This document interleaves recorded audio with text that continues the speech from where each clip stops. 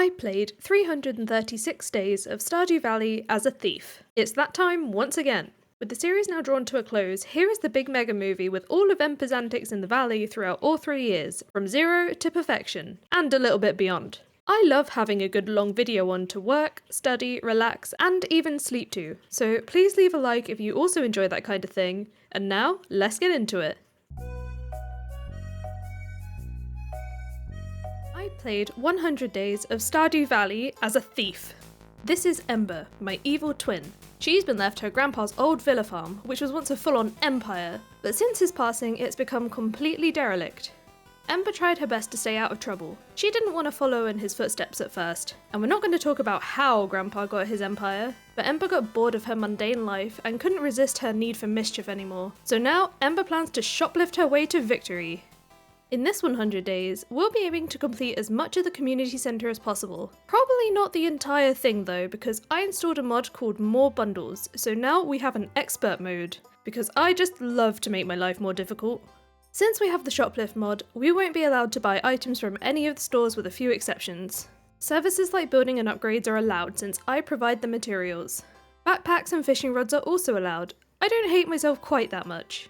I'll also allow myself to buy one of each non-egg laying animal because they can somehow multiply even if you have just one. For the ones that do lay eggs, I'll have to get an egg and hatch it. The travelling merchant is allowed since she smuggles her illicit goods here, plus they do cost a fortune. And I know you guys have one massive question on your mind. If Ember is evil, why doesn't she just go the Joja route? Well, while she's new to the valley, she needs to try and blend in with her community, earn their trust. And along with gifts and the odd chat, the community centre is the perfect way to do this. They won't suspect a thing. A list of mods we used are linked in the description. Don't forget to hit like and subscribe, and let's get started. Waking up on day 1, I rearranged my house because a bed next to the door is important to me. I broke a lot of the fibre by the farmhouse because mixies will be extremely important. They are free after all. I cleared a small space for crops. Not quite where I want them, but I was already low on energy, so for now we do what we have to do. I made my first chest, which you'll see cost 69 wood. Nice. I've got the randomizer mod for this playthrough to make my life even more difficult. This randomizes some of the crafting recipes, which level we unlock these recipes, and some other fun things which you'll see as the playthrough progresses. I dumped my stuff, then it was time to go foraging since I had literally no energy, and I also wanted to meet all the locals, and yeah, the randomizer mod also changes some of the villager sprites. As you can see, Marrow and Penny don't quite look like themselves. I gave Caroline an initial daffodil. Her friendship is valuable for that important tea sapling recipe, then hung out to inspect Pierre's potatoes till he left the store area for the night. Time for our first shoplift. I can only do this once per day, and it's important not to get caught because you get fined, lose the items, and a lot of friendship. I somehow accidentally used a tool and exhausted myself. But as you can see, my first day got us a couple of potato seeds and a pomegranate sapling. It's a lot, but also not really at the same time. I decided on a spot near the greenhouse for the fruit trees and headed to bed to get level 1 foraging. And as you can see, we don't have the help of field snacks just yet, so this is gonna be kinda painful. Day 2 started with clearing more of the abundant farm trees, not forgetting to water all of the crops. I went to pick up my fishing rod from Willy, who didn't seem all that pleased to meet me. Then it was down to Cindersap Forest in desperate need of spring onions. I had a very full inventory, which I came home to empty, returning to Pierre's in time for our daily shoplift, and oh my god, we got so much stuff this day. Several saplings and a few seeds, but I do have to hope that more varieties come up later on for the community centre and for shipping. I planted my peach tree and saved one of each to put in the greenhouse when I eventually unlock it, so any spares will be sold for the extra cash. I also got into my first fight, which made me very excited for the mines later, because fighting with a scythe just isn't it. Yep, another way of making things more annoying for me is having monsters spawn on the farm. But hey, we do get more mix seeds. We got 6 grand from those fruit saplings, which is amazing. We'll have to hope to get lucky with more of those bursts of money. On day 3 we have the usual spring 3rd rain, and oh my god, why does it look like that? Yep, this is the randomizer at play again. I only had a few people left to meet, starting with Marnie, who looks like Emily, then got started with fishing. I think this is one of the earliest I've ever started fishing, but I was trying to be smart here because I'm not sure what the bundles were going to be, so working on my fishing level couldn't hurt. Clint was my last to meet, so I gave him a fish to complete the journal quest because who even likes Clint anyway? I just wanted the 100 gold since Pierre's was closed today, so no shoplifting for me. I reached level 2 foraging and level 1 fishing that night. Then on day 4 I used up most of my energy on watering and chopping farm trees.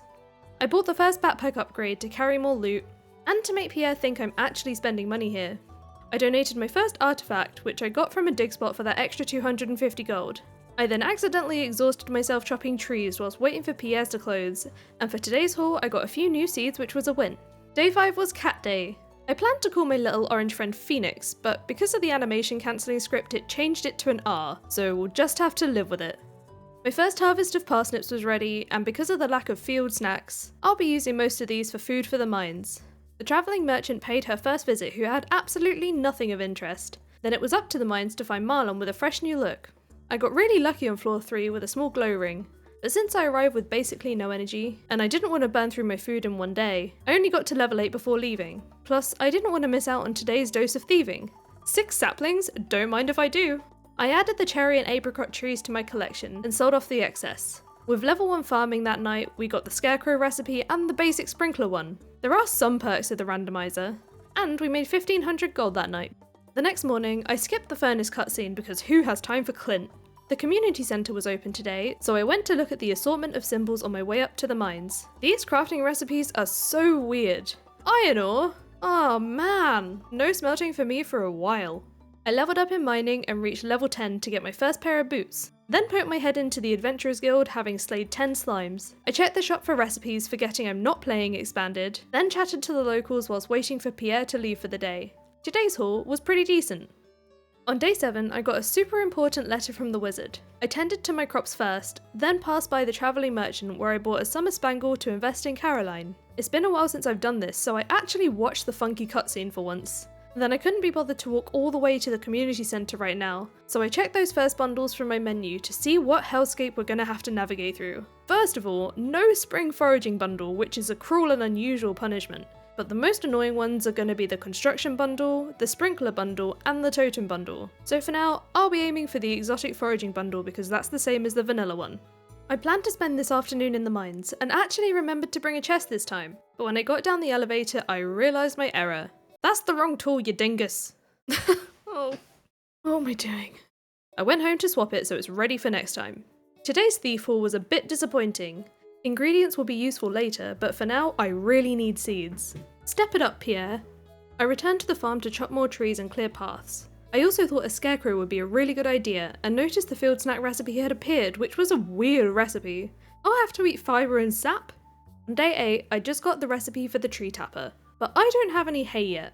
I picked my newly grown potatoes, then headed up to the mines for most of the daylight hours to make more progress. I ran out of food by floor 17, but this coincided nicely with shoplifting hours where I got my first bean starters. I wasn't waiting to get these planted. Day 9 started with a varied harvest of forage, crops and flowers. I replanted some empty spots with more forage seeds, still waiting on those tea saplings, which, speaking of, I handed over that summer spangle to Caroline today, bringing us very close to 2 hearts. This was yet another mines day, and because the spiral floor gave me some trouble, I only got through 5 levels to 20, but at least I got a much needed weapon upgrade. I pilfered some orange saplings and ingredients, another one to add to the collection, then used the rest of the time and energy by fishing on the farm. Here's what I unlocked for level 2 farming. Then on day 10, I ran up to Robin's with some stone for a well, remembering her kind mail the other day because refilling the cans so far away was getting really annoying. But when I got there, I was reminded that building materials are randomised too. We could do Robin for false advertising. Her letter just said 100 stone. This makes it not worth it because when I get to the iron floors, I'll be wanting sprinklers at that point anyway. But I did take a minute to check out the chaos that is some of the other building materials. This will be fun. Vincent got a daffodil for his birthday, conveniently at the museum because I was here to donate a few goodies. This was my ticket to some free cauliflower seeds, legal ones this time. I did a quick foraging loop around Cindersap Forest before coming home to plant my cauliflowers, and spent more time clearing up the farm, especially to look for free mix seeds. Since Pierre's is closed today, I shoplifted from Marnie's. Normally, a few bits of hay would be really disappointing, but this was important for me because now I could make some tree tappers. On day 11, I got really lucky with the mines crates again, and received a forest sword, which is a great upgrade. I got through 10 more mines floors, and I don't know how I still forget about this at this point, but I'm always still surprised and disappointed to see no reward on floor 30. This upsets the loot goblin. Today's shoplift was not very fruitful, and neither was my foraging trip to find spring onions because there was literally only one. But at least I unlocked life elixir with a level 2 combat. Only trouble is, I forget to check the recipe at all from this point on. I had more crops ready to harvest on day 12 and was super excited to find a morel on the farm on my way to the travelling merchant. Today, I bought the large milk in case I needed it for the community centre, as well as the summer spangle and the fried egg. I ran straight to Caroline with gifts, not realising I already gave her 2 this week, and decided that I'll save the spangle for a birthday or something because we were already so close to the 2 hearts I needed. As you can probably guess, this was an afternoon in the mines again. We need to be spending a lot of time here to hit floor 40 since everything I now need requires iron. I got to floor 35 today before taking my leave, our mine's progress being hindered by our need to shoplift. Today we got nothing but saplings, but that's a good little money boost. On day 13, my first cauliflowers were ready. Shame there was only 3 of them. Today is the egg festival. No strawberries for me since Pierre is selling them and I can't exactly shoplift here, so I just spoke to all the villagers for the friendship points, then let the egg hunt begin. It's been a while since I've done this in vanilla, so my mind completely blanked on which way I needed to go, but I still managed to bag 12 eggs. More than enough for that victory straw hat. Now I can start to look like I fit in more. Day 14 was supposed to start with giving a birthday gift to Hayley, but I forgot she spends a long time in her room getting ready, so it was off to the travelling merchant instead, who had a coconut for sale for the community centre. I also snapped up the coffee bean since there's plenty of time to grow it. I tracked down Hayley at the fountain with a daffodil, then forgot I was saving the spangle for Caroline's birthday and gave it to her anyway. That's okay though, because now I could get into the tea room to view the cutscene, which I skipped. No time for peace and quiet, only chaos allowed here. I donated 2 more bits to the exotic foraging bundle, only 2 more to go, and for today's loot we got a single kale seed. Since I still had the energy, the rest of this night went on chopping down farm trees. On day 15 I finally got that tea sapling recipe in the mail, just in time for the next batch of forage to be fully grown. I made my first 10 saplings, thankfully the recipe had not been randomised, then planted the remaining 20 forage seeds I had left to hopefully turn into even more seeds later on. With food still being an issue, I needed to take advantage of salmonberry season to its fullest. This did also remind me to pick up Robin's lost axe, however I seemed to forget by the time I got to our house and didn't give it back. I came back home to chop trees whilst waiting for Pierre to leave for the day, and for today's round of shoplifting I got a bit of variety this time. This was also the last type of sapling I needed to complete the collection. On day 16, Demetrius was at my door to talk about the cave. On a normal community centre route, I would choose the fruit bats, but this time I went with the mushroom cave for the exotic foraging bundle and a reliable source of food. I plucked some more crops from the ground and hydrated the rest before planting another 10 forage seeds. I donated a couple of things to the museum, then it was over to Pierre's to talk to everyone there. But when I went in to hand Robin her axe, I realised how goofy the randomizer makes the exercise class look. Marnie is quite something, and Emily? I don't even have words for what's going on here. Anyway, I returned Robin's axe, collected my reward, and plucked all the berries I could on my way to the Adventurers Guild for a brand new cutscene. This is from the Adventurers Guild Expanded mod. I thought this one would fit in well with our little theme here, and I thought it would make a nice surprise. Marlon here was trying to negotiate a project with Robin to build an extension onto the Adventurers Guild, but apparently this was going to be a massive job. This was going to need 600 wood, 500 stone, and 500 grand? That gave me a bit of a heart attack. Marlon too. Together with the wizard, we devised a plan. I'll fetch the wood, Marlon will handle the stone, and the wizard will supply the gold. That part in particular was a massive relief. I then went back to berry hunting and even forgot to shoplift from Pierre's. But thankfully, I do have the saloon to fall back on, even if it means waiting around in there for an hour between the place closing and Emily actually leaving. I picked up 1 single pizza, which was definitely better than nothing. Overnight, I unlocked the bee house and the preserves jar recipes, which I checked on the following morning. This sucks because preserves jars need fire cores, and I'm nowhere near getting those. And the bee houses need iron and Joja Cola. No mass producing these either. I was delighted to see my first set of mushrooms, donating a red one with some pine tar I got earlier to complete my first bundle, my reward being some Autumn's Bounty, but more importantly unlocking the pantry and the fish tank. The pantry bundles were interesting. The odd crops bundle has beets which are going to be absurdly difficult to get. We've got a flowers bundle which should be alright, same with the animal bundle. The quality summer crops worries me because I'm still a low farming level and the randomness of which seeds I get and when are a concern. The desserts bundle is mildly annoying and the pantry stock bundle should be difficult but manageable. I was almost too scared to look at the fish bundles. The basic fish should be absolutely fine, but the next one I set my eyes on, I have to donate the legendary fish. What? Guys, we're doomed. The expert fishing bundle is pain. The fish suit bundle is pain. The deep sea bundle we just have to wait for, and the tackle box? What have I gotten myself into? For now, what I can do is hand over that 600 wood to Robin and descend further in the mines, actually making it to floor 40 finally. I then just cycled through resetting floor 41 to get as much iron as possible since pretty much everything I was waiting for needed it, and Pierre's is close today anyway. I even passed out there that night, waking up the next morning to Robin on my doorstep letting me know the guild expansion was going well and should be ready tomorrow. She also gave me 1,000 gold because some of the costs were lower than expected. With my 51 iron ore from yesterday, I made my first 4 furnaces and got some bars smelting. I started to fill a chest with future community centre donations, then ran over to Willie's with a birthday potato, except it's not Willie's birthday, it's Pam's! Whoops! I fished for a sardine whilst I was there, before running up to the lake to fish and smelt stuff, mainly aiming for the basic fish bundle, but the largemouth bass I needed was evading me. These disappear at 7 PM, so I'll have to try again another day.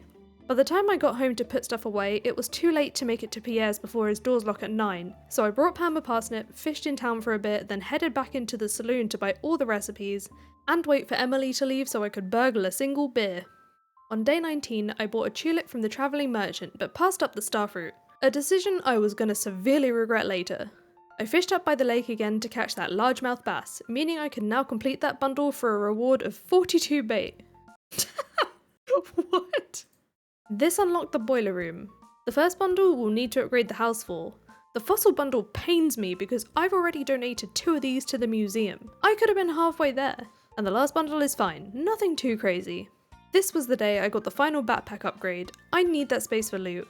Then I headed down to the beach to check for artifact spots for those fossils, but I only got clay. I fished down by the beach for a bit and caught exactly 2 fish before getting bored of that and leaving. Thankfully, Pierre vacates the premises early on Fridays to go to the saloon, so I looted several saplings before heading up to the Adventurers Guild to check out the expansion. Here I met Marlon's nephew Gabriel, and his chaotic little sister Zinnia. These 2 will be moving to the valley and will live in the new monster research wing. I'm so excited about the future adventures. Gabriel showed me around the wing, which includes several monster testing chambers, and his first task for me is to slay 20 green slimes. I went to work on that right away and got a wooden club from a crate, a fun little upgrade. On day 20, I put away yesterday's loot, including a slime gem which will be important later. I had a few rice plants ready to go, then I gave Shane a quick visit to give him a totally not stolen pizza for his birthday. I shipped 10 more tea saplings because I was low on funds, then it was back to the mines to continue with the slime quest. I returned to Gabriel that evening with the slime gem. He thanked me for bringing it, and will let me know once he studied it. Today's shoplift yielded a few bags of rice, and after chopping a couple of trees, I headed to bed to receive level 3 combat. On day 21, Gabriel had waited on my doorstep for hours. I was a bit weirded out by this, but he was here to tell me that we might be able to create a slime soul using 10 of those slime gems and a life essence which he taught me how to craft, and this can later be turned into a live slime. The ingredients to make these were a little upsetting. Starfruit? This is the point that the regret set in. I really should have bought that one the other day. I sold off some of my stockpiled crops for a bit of extra cash, then took a pointless trip to the travelling merchant because I came away empty-handed. Jodie received her cauliflower delivery for a bit of extra gold, and from there I wandered over to Clint's to request an axe upgrade. Even though this was a bad luck day, I still tried to make progress in the mines, but I forgot floor 59 was a spiral floor, so I left to make time for my daily shoplift, which should gain us a decent profit for today. An extra 12 grand to be exact. Day 22 had many crops for collection, enough for level 4 farming. I made it to floor 63 in the mines, but needed to leave to get to Pierre's. It was worth it for a few more peach saplings. Then I did make a late night stop off at the Wizards to give him a green bean he asked for some extra pocket money. On day 23 I grabbed the last of the forage, and to be honest, I was relieved not to have to water very much for the next few days. I made a few more donations to the museum to collect a couple of rewards. Most importantly, the melon seeds in prep for next season. I collected my axe as soon as Clint's opened and swapped it for my pickaxe so I could go home and spend the rest of the daylight hours hacking away at trees. In fact, I was so focused on tree destruction I actually forgot to shoplift. All of that paid off though because I made another 38 tea saplings and reached level 5 foraging. So I chose the gatherer profession to help with more forage seeds. My coffee plant had finally come to fruition on day 24. I replanted all of those coffee beans so I could get more in the summer. Now that my field was almost empty, this was the perfect time to make my first sprinklers ready for the next season, but I did accidentally delete some of the coffee plants in the process. It was flower dance day, so I brought Bless you. I'm sorry. It was flower dance day, so I bought the raggro and the recipe as these were required for perfection, and talked to everyone for the friendship points, but I didn't have enough friendship for a dance partner, so I stood awkwardly in the corner and watched the weirdness that was Marnie, Sam and Penny. What the heck is going on here? On day 25 I made a whole load of donations to the community centre, but not enough to actually complete any bundles. I got some trash bread in town, which is the only way at the moment I can get them for the pantry stock bundle since I still have no kitchen. Then it was over to Clint's to pick up my shiny new pickaxe.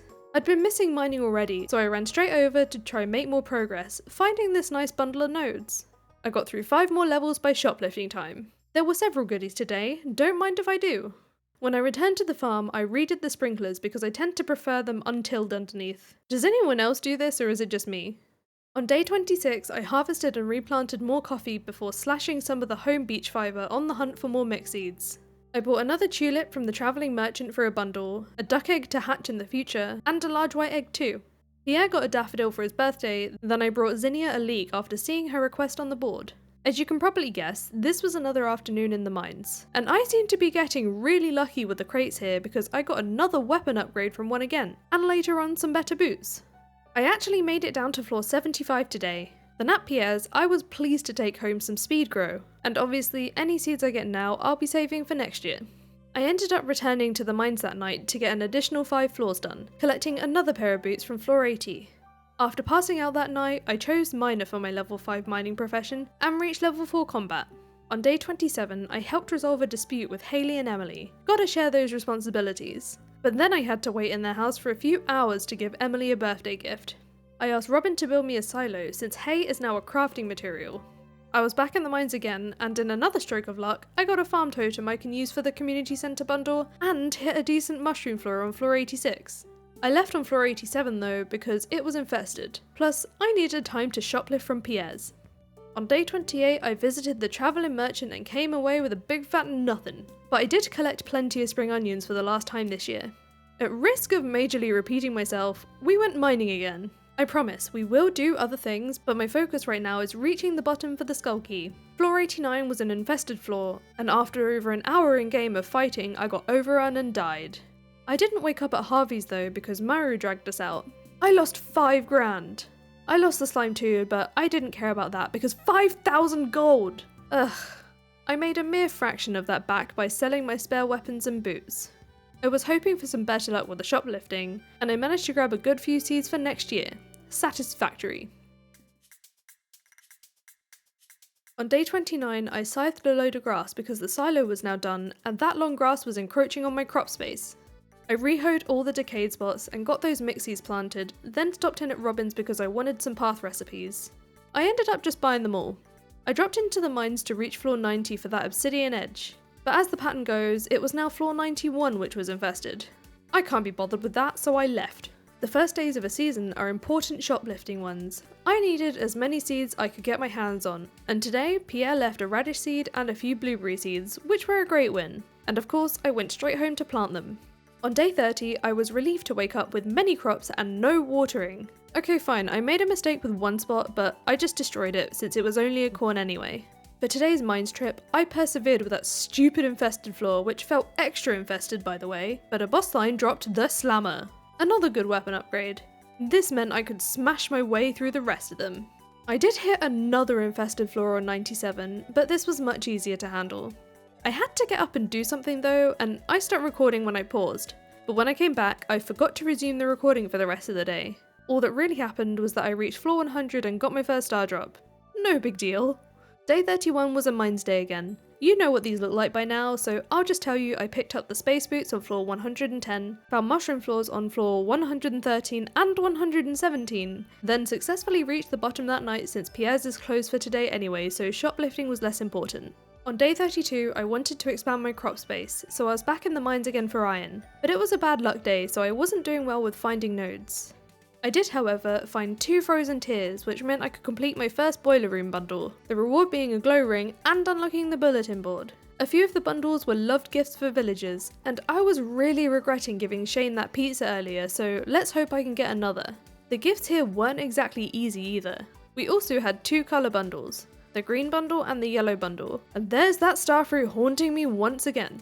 I rushed over to Clint's before he closed to ask for the steel pickaxe upgrade because I wanted to access the secret woods without using the chair hop exploit, and the reason for this is because I'll be needing a fiddlehead fern for the summer foraging bundle.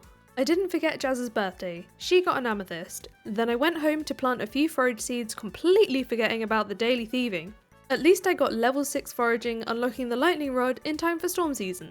On day 33, I replaced the wheat with some more forage seeds and got a few more sprinklers placed. The travelling cart blessed me with a survival burger for the community centre, which, speaking of, I used today to drop off all the items I'd accumulated there. Even this wasn't enough to complete any bundles yet. I used my single Joja Cola to make my first bee house. Then the messy beach was bothering me, so I took today to clear up what I could, minus the wood because my axe isn't done yet, but it's still looking much better than it was. I'm not quite sure what happened this evening because not only did I forget to shoplift, but it was because I stayed home to fish. Am I okay?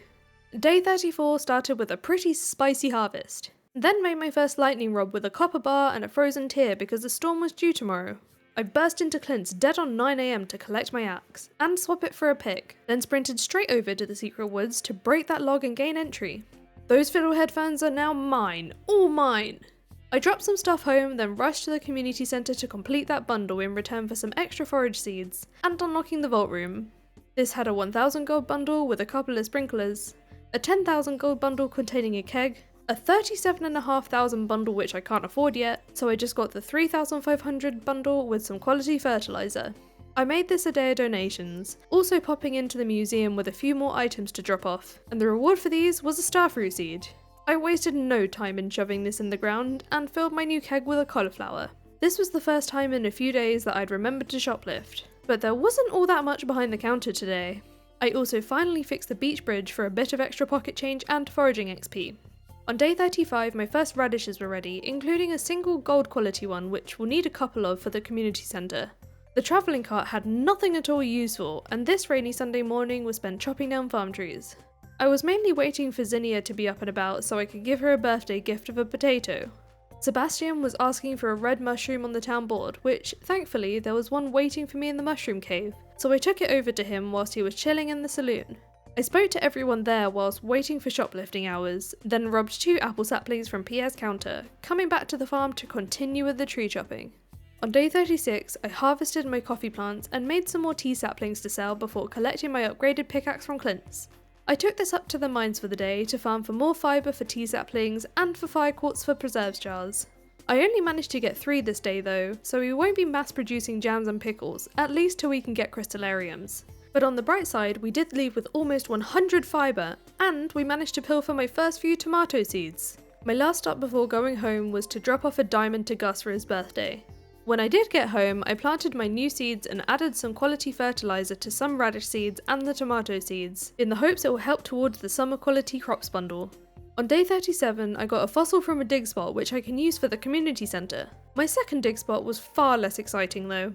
I spent much of this day grinding for iron, squishing any dust sprites for coal along the way.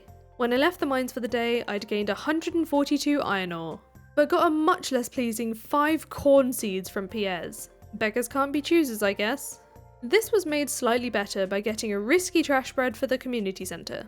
On day 38, I made my first couple of jars, and got a bit irate that I couldn't just line them up next to my house, not realising that the tile it won't let me use is where Robin stands to upgrade that house. But it's fine, we make do. Having built up a good supply of iron ore, I doubled the number of furnaces and began to smelt some quartz. Whilst waiting for that, I started clearing up this section of the farm, which, as you can tell, I've completely neglected till now, and I finished off the beach cleanup. It's looking much better now. My first bottle of juice was ready, so I swapped it out for beer. Having accumulated loads of spare gear, I sold it all to Marlon for the gold and chest space. Then on my way back towards town, I got my first cutscene with Zinnia. Vincent was playing alone and bored when Zinnia came along to teach him how to kick the ball strong and far like his brother Sam. I seem to have come along at just the wrong time because I then took a ball to the belly. Thankfully, it was just a beach ball, so I was fine. I forgave the kid this time. They then challenged me to a kick, so I unleashed my raw power. Anyway, no more games. I foraged on the beach and did a loop of Cindersap Forest, and whilst I didn't do any shoplifting tonight, I did manage to buy that last vault bundle, and for that we got an auto grabber? What's weirder is the UI info mod glitched. The auto grabber definitely isn't needed for the expert fishing bundle. Ah, Skull Caverns, how I've missed you, I cannot wait. On day 39, I received my very own beach ball in the mail from Vincent. Unfortunately, this one isn't kickable, so I gave it its rightful place on the beach. I think my game was trolling me, because the first day after the bus repair was a max luck day, except today was the luau and I really didn't want to miss that because I need to be seen to be fitting in with the community. I talked to everyone and dropped a gold quality bullhead into the pot, which unfortunately was the best I could do. But it was still a soup good enough to make the governor vanish for a second? Weird. On day 40 I had quite a lot to harvest. I bought the egg and the garlic from the travelling merchant and came back home to ship 22 more tea saplings. I picked up several goodies from the beach and fished there for a while until I had enough stuff to sell to Willie to afford the fiberglass rod. I fished some more until it was shoplifting time, except because of the rain, Pierre hadn't left for the saloon yet. Time for another hour or so of fishing, but when I did get round to stealing, the only seeds were sunflowers. I was alright with this though, because when you harvest a sunflower, there's a chance it will drop another seed. Having scored another Jojo Cola from a trash can, I made a second bee house and headed to bed to get level 5 farming, choosing the tiller profession, and got level 3 fishing too. On day 41, I gave Alex an emerald for his birthday before making a few more drop-offs to the community centre. But again, not enough to actually complete any bundles. Even though it was quite late in the day, it was also a super good luck day, so I just wanted to do a light Skull Caverns run. I couldn't wait anymore. I scored a pink cake from a slime on the very first floor, and even got my first treasure floor, which contained an auto grabber? I think my last series is trying to haunt me. The rest of this run was pretty uneventful. I passed out on floor 31 and got level 8 mining, unlocking the crystallarium. I also got level 7 combat, but that was whatever. Of course, the first thing I did on day 42 was check the recipe for the crystallarium and Nautilus shells? Well, there's gonna be no Jam City in sight, I don't think. On the bright side, my first blueberries came to fruition, although harvesting 4 plants doesn't quite have the same satisfaction. I got a letter in the mail from Mr. Key challenging me to reach floor 25 in Skull Caverns, which, luckily, we've already done. A quick trip to the travelling cart meant I could take home an algae suit for the community centre. Then I popped on up to Robin's to ask her to build me a coop. The shape of the farm made it hard to find a good place to put it, so I settled on this spot for now. This was the day I began to place paths around the farm to make it easier to navigate and easier to plan. I went with these crystal paths because refined quartz didn't appear to be needed for many recipes, so it was pretty safe to use for something like this. I took a break to get in my thieving fix, and I was ecstatic to see a hop starter because we needed 6 gold ones for the community centre. 1 seed probably won't be enough though. I came home to plant those crops, then got back to placing those paths so I didn't have to push my way through the long grass anymore. On day 43 I got that 10 grand reward in the mail from Mr. Key, and dealt with a decently sized pepper, corn and melon harvest. Thankfully, I got the 2 gold melons I needed for the community centre. I plopped some speed grow on that hop starter so we can benefit from a couple more harvests. Then it was over to the community centre with a couple of totems I crafted, completing that bundle in exchange for 7 rain totems. I wanted to work on my fishing level, so a few hours was spent fishing at the lake. And with a fresh largemouth bass, I completed the green bundle. The reward for that one being a green strange doll. Very strange indeed. I didn't get a huge amount from behind Pierre's counter today, then took advantage of my fishing mood by hanging out at the beach catching my first super cucumber.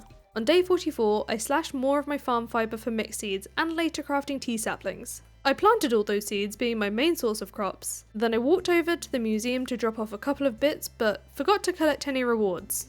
I'd not been up to the train station at all yet, so I gave it a quick visit to pick up some of the fibre here, ensuring I leave some of it to spread. Then I fished in town whilst waiting for Pierre to leave. The haul was a great one today. Look at all those seeds! Better get them all planted, though I did need to make a couple more sprinklers to make room for them. On day 45, I withdrew all of the hay from my newly built coop so that I could scythe more of my farm grass and not waste it. With the coop now completed, I went straight up to Robin's to get her to upgrade it because I can't get any chicks or ducks without hatching them, which means I need the incubator that comes with the first upgrade. I then got on the bus to the desert because today was a decently good luck day, and it was a Wednesday, meaning Pierre's was closed and I wouldn't miss out on stealing seeds. Before going in though, I traded in for a few warp totems so I can get here a bit quicker in the future. This day went as well as you can expect from an ill-equipped run. I didn't get very far and didn't get anything too valuable, except for this minus tree I can use for the community centre. On day 46, Emily was at my door to grant me use of her sewing machine. I ignored that because I don't have time for fashion. I dealt with the day's crops and then added a bit more to the paths. When I left the farm for the day, I happened upon another fossil and another Joja Cola on my way to the beach to spend the day fishing, but I did fish in town too for a little change of scenery. This was one of my better shoplifting days when it comes to seeds. I'll save the blueberries till next year, but I still planted the hops with some speed grow hoping for more gold ones. On day 47 I had more stuff to harvest, including the gold quality tomatoes for the community centre. The travelling merchant was helpful today with some duck mayo and caviar. I'm not sure if I'm going to need the caviar yet, but I didn't want to regret not picking it up. The big coop upgrade was now complete, so I got my first egg incubating and readied some food for the future new arrival. I then made some more tea saplings for the extra cash. Demetrius got an amethyst for his birthday since I didn't have any loved gifts. Then I hit a spot of luck at the lake because the single fish I caught also came with another fossil. I wasted no time with my next community centre drop-off, which included completing the pantry stock bundle, rewarding me with a seed maker. This is huge because I can now boost my output more than just what I can steal. I also dropped off my fossils because I thought I only needed 3 and not 4. But hey, 1 more to go is not bad. As for the miners pack, all that's left is the roots platter, so we'll have to find a way to get that one soon. I realised that I hadn't actually met Sandy yet, so I went to handle that. Make no mistake though, I am not a customer. By the time I got back to the valley, it was time for my daily shoplift. Then I made use of my shiny new seed maker to get more radish seeds since there's still time in the season to take a chance on more gold ones. I accidentally passed out in the field planting those radishes, but we unlocked a whole bunch of stuff with level 6 farming, 2 of which I need for the community centre, and the keg being a future moneymaker. And we made over 14,000 gold. On day 48 I grabbed all of my crops, being careful to leave the sunflower for more valuable honey. Actually, I forget this fact just over 1 minute later and harvested it too. What a dingus. Now the honey reverts to wild ones, and that's when I realised my mistake. I asked Robin to upgrade my house, which thankfully wasn't randomised. Then I visited the secret woods for the first time in a while, except I forgot to bring my axe, so I just grabbed all the forage and left. I stole a good variety of seeds today, which I'll save for next summer. Then I came home to chop down farm trees. On day 49 I bought another large milk from the travelling merchant as well as a rare seed for 4. I got round to checking the keg recipe and the only weird thing was the slime, but the quality sprinkler needs a gold bar, the old sprinkler, and oil! This is going to be a right pain. I delivered Demetrius a melon he asked for before coming across a couple of good trash finds. Who throws away an entire perfectly good tuna? I did some mountain fishing for a while, then I was relieved to find some oil behind the counter at Pierre's today, being my current only source. I was determined to hit level 5 fishing today, so I hung out in town until I did. Though I wasn't expecting an algae to be the thing that tipped me over the edge. For my profession, I chose the fisher one, which makes fish more valuable. Day 50 and we're into our final week of summer. After harvesting my crops, I gave Robin a peach while she was on the job. The museum was still looking sad and empty, so I opened all my geodes at Clint's and got absolutely loads of stuff to donate. With the plentiful donations came several rewards, including the pumpkin seeds ready for fall. I placed the furniture bits around my house, except the paintings which I don't yet have room for, then returned to yesterday's fishing spot to keep trucking along with that level. As a bonus, I managed to fish out the last fossil I needed for that bundle. We're now a single item away from minecarts. But this reward was a warrior ring, which I was less than pleased about. Pierre left me a good few things at his counter today, so I came home to sell the saplings along with all the fish I caught, and turned in a good but modest profit for the day. On day 51, I was delighted to see that the house had now gotten bigger. I rearranged the furniture a little, then wasted no time in cooking that roots platter for the miners pack bundle. I had a few crops to collect, but with those now dealt with, it was time to complete the boiler room. The reward for that bundle was 17 magma geodes. Not the best, but I didn't care because tomorrow we'll have minecarts. Having not been to the mines in a while, I dropped in for the day to farm for iron and coal, and by the evening I only got 12 coal, but I did get 84 iron, which could be worse. Unfortunately, the only reason I left was to shoplift, which today barely felt worth it. On day 52, I made my first set of kegs, which I filled with the remainder of my coffee. Even though it was a bad luck day, I didn't let that stop me from hitting up Skull Caverns whilst Pierre's is closed. The first floor was a spiral one, so I just reset it to get a better start. Much easier. Most of the run was mediocre, until the final hour. This group of crates dropped me a lucky ring. My inventory was full and I didn't even notice. Just chillin', killing a dino, seconds from pass out, and I did score a dino egg which was cool, but wait for it. I was now desperately trying to think what to do, starting with making some more room. I then chopped a miner's treat for the extra magnetism, then constantly paused and unpaused to check my backpack and empty any junk. But I was too late. No! No! I didn't even care that I hit level 5 mining because I was absolutely distraught. Oh. Let's move on to day 53. I put away all of my loot and started brewing some beer whilst waiting for the seed maker to give me next year's hop starters, since there was no way I was getting all 6 gold ones I needed. My new chick had hatched, which I decided to name Lucifer, and that meant the incubator was now free for my dino egg. I spent much of today chopping wood on the farm, and added bits to the paths, not forgetting to go for my nearly daily dose of shoplifting. I returned home to make a couple of charcoal kilns because the burglaring progress was slow and I needed coal. Before getting some sleep, I moved the bed closer to the door again for safety reasons, and overnight I learned the recipes for the seed maker and oil maker, which will both become very important. Checking those recipes the following day, the seed maker won't be too bad, but the oil maker? 40 iron! Are you kidding me? Since I need the oil for quality sprinklers, making masses of them will be very expensive. The travelling cart had been pretty kind to me so far, and today was no different. I bought the pricey yam seeds to secure some for the next season, the goat's milk for the animal bundle, then the fairy rose for the flower bundle. I was planning on keeping Robin busy with the deluxe coop upgrade, but I came up 3 grand short, so I'll have to come back another day. With that plan out the window, I fished in town for a while. I managed to catch the back end of a train which granted me a few bonus bits of coal. I made it back to town in time for some more freebies, grabbing some poppy seeds from Pierre's. Then to prep for more Skull Caverns runs, I visited the trader for more warp totems and some cheese, which I'll also need for the community centre. On day 55, I'd now made enough money for that coop upgrade. This part of the farm was still a disaster, so I took this day to clean it up, connect some more paths, and only took a break to go shoplifting. On day 56, I harvested the last of my summer crops, including another gold quality hops. Still not enough for that community centre bundle though, which, as a reminder, I'll need 6. I bought another rare seed from the travelling merchant because I'm gonna need more than 1, then finally handed over the pale ale that Pam had asked for all those days ago. This afternoon was spent grinding in the mines for coal and burglaring progress, and my final shoplift of the season gave me nothing but 3 bottles of vinegar. I planned to go back to the mines and pass out there, but then I was reminded of the Dance of the Moonlight jellies. I made it there in time to talk to everyone for the friendship points, then relaxed on the pier to watch the show.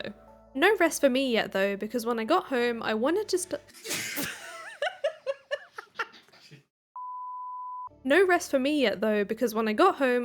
start swapping my sprinklers out for better ones, but then I realised the time and practically sprinted to bed.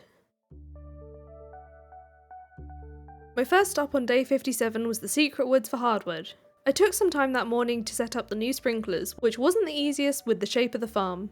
I also had to put back down loads of the basic ones because I didn't have enough to upgrade all of them, but at least it meant we could expand the area a little bit. I planted the few 4 seeds I obtained with loads of mixed seeds I've been saving up, and my mess up with the sprinklers last night meant I had to water these all by hand today. For the all-important first day of the season, there weren't that many seeds, but they are free so I probably shouldn't complain.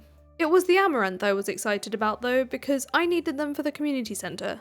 On day 58, Robin fixed up the other town board, so now we have access to do special requests. And for my first one, I had the choice of bugs or grubs, so I chose grubs.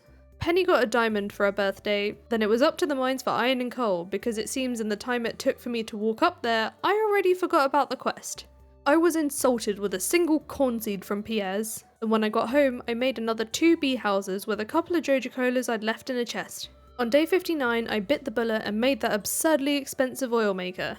This Wednesday had lined up perfectly with a max luck day, so it was over to the desert for a Skull Caverns run. One of the main reasons I was here was for cloth, because I needed 11 of them to build a slime hutch due to the randomizer, and the reason I wanted one was for profits and because several crafting recipes needed a good quantity of slime. I was also hoping to find beet seeds in the treasure rooms, but I didn't get that lucky today. Day 60 started with some chest reorganisation because my mining chest got full. All that corn from last season meant I had a nice early mini harvest, and since yesterday's Skull Caverns trip didn't gain enough cloth for a slime hutch, I asked Robin for a barn instead. This was the day I decided to start that grubs quest, and gathered any fibre whilst I was there. But annoyingly, today's thief break was a massive waste of time with nothing but 4 grass starters. I came back to the mines to continue with the grub slaying, which I finished that night with just enough time to make it home to bed. On day 61, I collected my reward for the Cave Patrol quest, including the Geode Crusher recipe from the mail. I found a strawberry at the travelling cart and a goat's milk I'll need to make cheese for the community centre. I completed that construction bundle, which gave me this teddy bear clock. What the hell? Probably the weirdest reward yet. I donated some of the other things for other bundles whilst I was there too. I popped to the beach to give Elliot a birthday gift, and fished a little at the pier as well. Then it was over to Cindersap Forest for a foraging loop to hunt for a second hazelnut for the full foraging bundle, but I couldn't find one yet. Luckily, I did find a load of seeds I needed at Pierre's today. Then I actually found that second hazelnut when I was on my way home to plant them. I took it straight up to the community centre in exchange for more seeds. After getting everything planted, I placed my weird teddy bear clock and headed to bed. On day 62, I chopped some more farm wood for most of the day and collected my first eggs from the coop. I had a batch of juice ready, but it then occurred to me I don't have all that much to place in the kegs, so for now I settled on a few coconuts because it was better than nothing. Today's thief run had just a couple of orange saplings, which was fine for a little extra cash. Then I made myself a few more preserve jars ready for whenever I want to use them. Day 63 was a stormy one, so I made a bunch more lightning rods for batteries. I made a few more quality sprinklers specifically for the community centre, then took a trip to the travelling merchant and bought the rarecrow here since it's cheaper than the Festival of Ice. From there, I trekked all the way up to Robin's to buy all the brazier recipes. And I only found this out recently, but you don't have to come back on separate days. If you buy the recipe that's for sale and just close and open the shop again, a new recipe will appear until you've bought them all. This has saved me so much time. Back on the farm, I crafted and sold another 38 tea saplings, since I'd just spent a load of money with all those recipes. Then I got soggy in town, chipping away at my fishing level till shoplifting hours. We aren't missing out on these goodies today. I got that grape starter planted on the farm, and rounded off the day by getting some more paths down. These have been taking me some time because it does take a while to accumulate the quartz. On day 64, I was happy to see my amaranth was ready, in addition to my single cranberry plant. Blackberry season had started today, so I retrieved Linus's basket, munched on some Autumn's Bounty to boost my foraging level, then grabbed any berries I could on my way up to Robin's to ask for a barn upgrade. And of course, I returned Linus's basket to him. Being low on food, today was predominantly dedicated to blackberry picking, but once all the bushes were empty, I was over in the mines farming fibre. Of course, I did still make time to pop into Pierre's to nick some stuff. On day 65, I planted some new fall crops before another day of harvesting blackberries. Once that was done, I was in the mines again looking for the prismatic slime, which didn't take me long to find at all, but it did take me a while to walk over to the wizards with the jelly. When I got home, I wanted to check on that dino egg which had finally hatched, and its chosen name is Pandora. Unfortunately, that distraction meant I was too late to steal stuff today, so I got a duck egg incubating instead. On day 66, I got the Monster Musk recipe in the mail, and I was treated to another Max Luck Wednesday, a perfect day to run Skull Caverns. Again, the main thing I was here for was cloth, and I hope for beet seeds too, but once again, no luck on that front. I did, however, score an auto petter, and passed out on floor 72, getting level 10 mining, so I chose the blacksmith profession. On day 67, I proudly carried my new auto petter over to my coop. Jodie got a diamond for her birthday on my way to the museum to make a few donations, including completing the dwarf scroll collection, so now we can speak the language. We also got a rarecrow too. It was then back to blackberry picking for the day. But I did also stop in at Marnie's to buy one of each non-egg laying animal because then they have a chance to, multiply. And I obviously can't hatch a goat. I stole some fairy seeds from Pierre's today, important because this was a new find for this save. I wasted no time in getting them planted, specifically placing one in front of the bee houses. On day 68 I made my first bottle of Monster Musk, and bought a stupidly priced pumpkin from the travelling merchant. Not sure why I did this because mine were not far from being fully grown. I asked Clint to upgrade my pickaxe to gold, then went up to the mines without it anyway to smash some dust sprites for coal, and for that monster slayer goal. The only reason I took a break was to nick some seeds from Pierre's. This meant I came home late that night with 57 coal. I got level 8 farming and level 9 combat that night. Then on day 69, I set off some apple wine with the coconut ones now done. I had loads of forage and crops ready today, and on my way into town I said hi to Pam, who asked if I could do her a kindness and clean her house, which is ironic because she screams at you in that one cutscene. I gave Abigail an amethyst for her birthday, and found a whole bunch of forage at the beach since it was a Saturday, and these accumulate over the course of the week. Then speaking of beaches, I came back home to clear mine up, and placed down some crab pots for a little boost in money and fishing XP. That evening, I placed more paths to the animal homes to pass time until I could shoplift. Except I kind of forgot today because I was fishing on the farm. On day 70, my pumpkins had come to fruition. See, I only had to wait 2 days. I put a few towards making some more seeds, and today was the first day in quite a while that I didn't buy anything from the travelling merchant. I collected my shiny new pickaxe from Clint's, then took it back to the farm to redo this path because I wanted it at the front of the cliff so I can decorate behind it and still see where I walk. I actually forgot to steal stuff for another day in a row because I was distracted with chopping down more trees. I was finding the deforestation therapeutic, okay? On day 71, I refilled all of my crab pots, and was happy to get the trash for another source of refined quartz. I took a trip out to the desert to hand over Sandy's birthday gift, then waited in her store totally inconspicuously for her to leave with Emily because this is the only day of the year I get to steal stuff from her. Definitely a bit cold, but hey, we gotta do what we gotta do. Except I was gutted to find everything but the beet seeds. Something tells me they're gonna be the last item for the community centre. I stayed to fish for a few hours, hoping for that scorpion carp, but only came away with a few sandfish. Now that I had a starfruit seed for next year, I could make the life essence and the slime soul. But when I went to run it up to the Adventurers Guild, I walked in on an argument between Zinnia and her dad, who was trying to make her leave the valley. There is a story behind this, and I won't spoil it, but she's an adult and she should be able to make this decision on her own. And I think she's gonna do great here. Thankfully, he did let her stay in the end. But with that out of the way, it's time to show Gabriel the research. He set up a soul incubator in the first chamber, and I slapped down the slime soul, except nothing happened. Zinnia soon burst in with some iridium, and that seemed to do the trick. Eventually, a cute little pink slime popped out, and Zinnia named it Silly. Poor little Silly seemed to be absolutely terrified.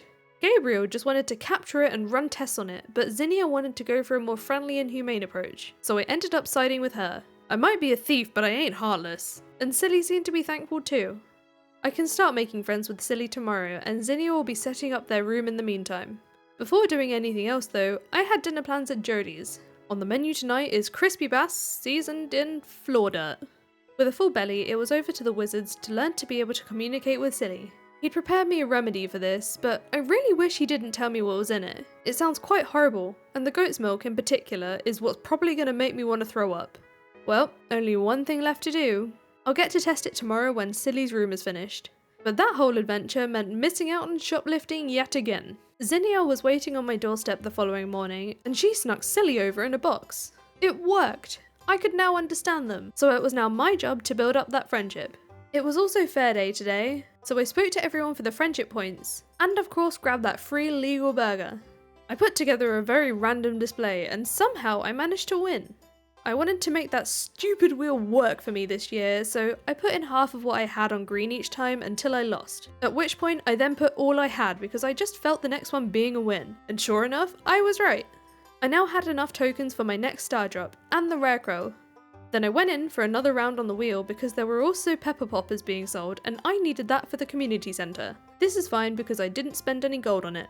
On day 73, I put the other auto grabber in my barn ready for when the animals grow up. I made several drop-offs at the community centre, bringing several bundles annoyingly close to being complete. Then, as much as it pains me to say it, I accepted the biome balance special request to force myself to work on more fishing. I got started pretty much immediately, but I did pop into the Adventurers Guild as soon as it opened to check on Silly, who was still terrified of Gabriel. And actually, after the other day, they didn't like him. Can't say I'm surprised, but I wasn't going to sugarcoat the truth, and that got him to apologise. After a bit of encouragement, they forgave him. Turns out, humans and slimes were once good friends. Silly's parents taught them about it, but unfortunately, their parents were eventually slain by humans. Looks like we have a lot to learn about their history. Before I left, Gabriel asked me if I can apologise to Zinnia for him. I don't know why he can't just tell her himself, but fine, I guess I'll be the messenger. When I went to tell Zinnia, she seemed more shocked than anything, but I think she accepted it? I don't know. It was then back to lake fishing for the evening, completing that quest just after 9 PM and collecting my reward of 1500 gold.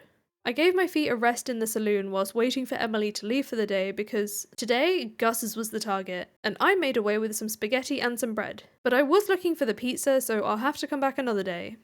On day 74, Gabriel was at my door to tell me he'd learnt more about the history of slimes from a book he found online for 30,000 gold. He told me I should stop by the monster research wing when I can to help him look into how we restore peace with the slimes. I shipped off most of yesterday's fish before collecting a farm computer recipe from the mail. I refilled my crab pots, which I have been doing as many days as I can remember, and this was the day I found my new hatched duckling with the randomised name Sucker. Sucker Duck. I found it too funny not to. I used some hay, hardwood and oil to craft a loom because I got my first wool from my rabbit and I really wanted to turn it into cloth for that slime hutch. I chased down Marnie in town with a birthday gift and the amaranth for a quest. Then I donated a couple more bits to the museum for one new reward, which happened to be the next rarecrow. I decided to spend the next few hours in Skull Caverns trying to farm more cloth, but I only came across one mummy the entire time and it didn't even drop any. I got a cutscene with Abigail, so I joined her for some Journey of the Prairie King. I still couldn't get her past the first level though. On my way past the counter, I took some wheat seeds, orange saplings and fertilizer with me, and as usual I sold the saplings when I got home. On day 75, Marnie came over to ask me to bring her goats a cave carrot. Let's see when I actually remember to do this. Over at my kitchen, I made a pale broth for the fish soup bundle and some trout soup too. The travelling merchant had nothing good for me today, then I gathered all the forage from the beach. I headed into town to hide in a bush till the saloon opened, because there's a short window of opportunity between the doors unlocking and Gus getting to the counter for me to steal his goods. We're gonna have to go back every now and again till I get the pizza I need. Even though I didn't have that many recipes needing the various tree saps, I still marked out an area I wanted to have a few tap trees, just in case. Then the evening was spent in Skull Caverns looking for mummies for cloth, but I didn't come across a single one. For the morning of day 76, I hid in a bush and pounced on villagers with gifts. Of course, I was mainly here waiting for the saloon to open, and only just about managed to safely steal that pizza and a coffee. I took the stale old pizza straight up to the community centre to complete Shane's bundle, which rewarded me with strange buns? That was definitely strange, so I just dumped them in a chest at home before going to visit Silly at the Adventurers Guild, where I got this cutscene. Once we got Gabriel to wake up, he told us about the harmonious history between slimes and humans, and how the humans absolutely ruined that, so this is why they fight back. My job now was to befriend Silly so we can show the town how lovely slimes can actually be. To make a good start on this, I gifted Silly one of their favourites, an apple. The next gift stop was to Clint's, because he's the source of the bean hot pot recipe, which I'll need for the community centre. And despite my good fortune with the travelling cart so far, there's a slim chance it will show up, so I need to get Clint up to 7 hearts. Back on the farm, I was accumulating lots of animal products, so it was about time I crafted some cheese and mayo machines for another stream of income.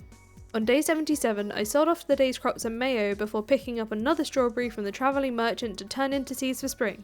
I was craving Skull Caverns today, but still made the effort to run over a birthday gift to Robin before I left. And when I got there, I also traded for some staircases for the first time this save. With only 15 though, I'll be using these sparingly. I succeeded in getting the last cloth I needed today, but honestly, other than that was really about it. I didn't even get much iridium. On day 78, I could finally ask Robin to build me a slime hutch, which I'll situate just behind the house. Caroline got that pumpkin she asked for. Then for this week's special request, I decided to help the wizard again.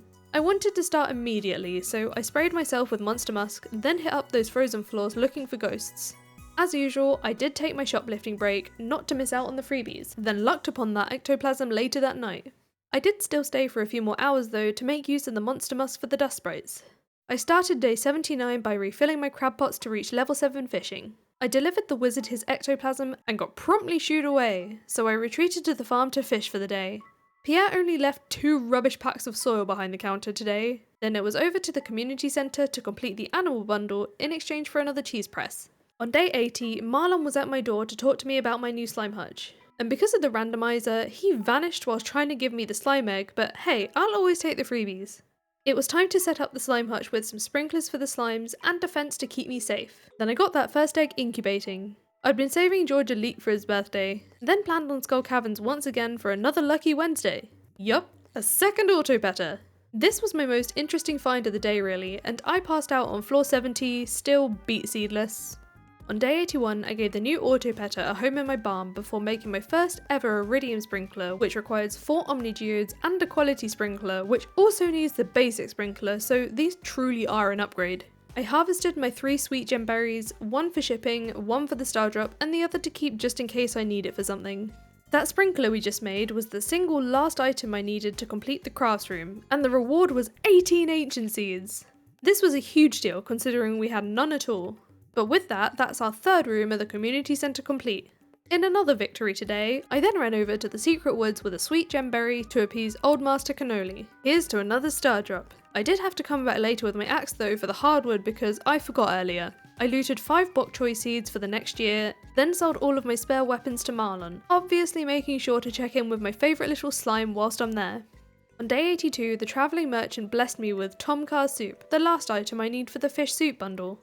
I stopped by the secret woods for hardwood whilst I was there, and a slime dropped me another egg. My first egg was still incubating though, so this one will have to wait. To start on the winter prep, I withdrew all of my hay from the silo, then started scything up all the grass when I realised I now have access to the quarry and I can get a better scythe. I made my way through that quarry cave being careful not to die and claim that golden scythe. I also recently learned that if you click on the statue at the end, you get teleported to the start instead of having to run all the way back. Another amazing time save. Then it was time to get on with the mowing. I was so engrossed with this that I temporarily forgot I was a thief, so we missed out on Pierre's today.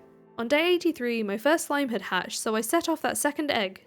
I harvested my final batch of pumpkins for the year, then continued with the grass cutting because I didn't finish yesterday. Safe to say I'm prepped for winter with over a stack of hay.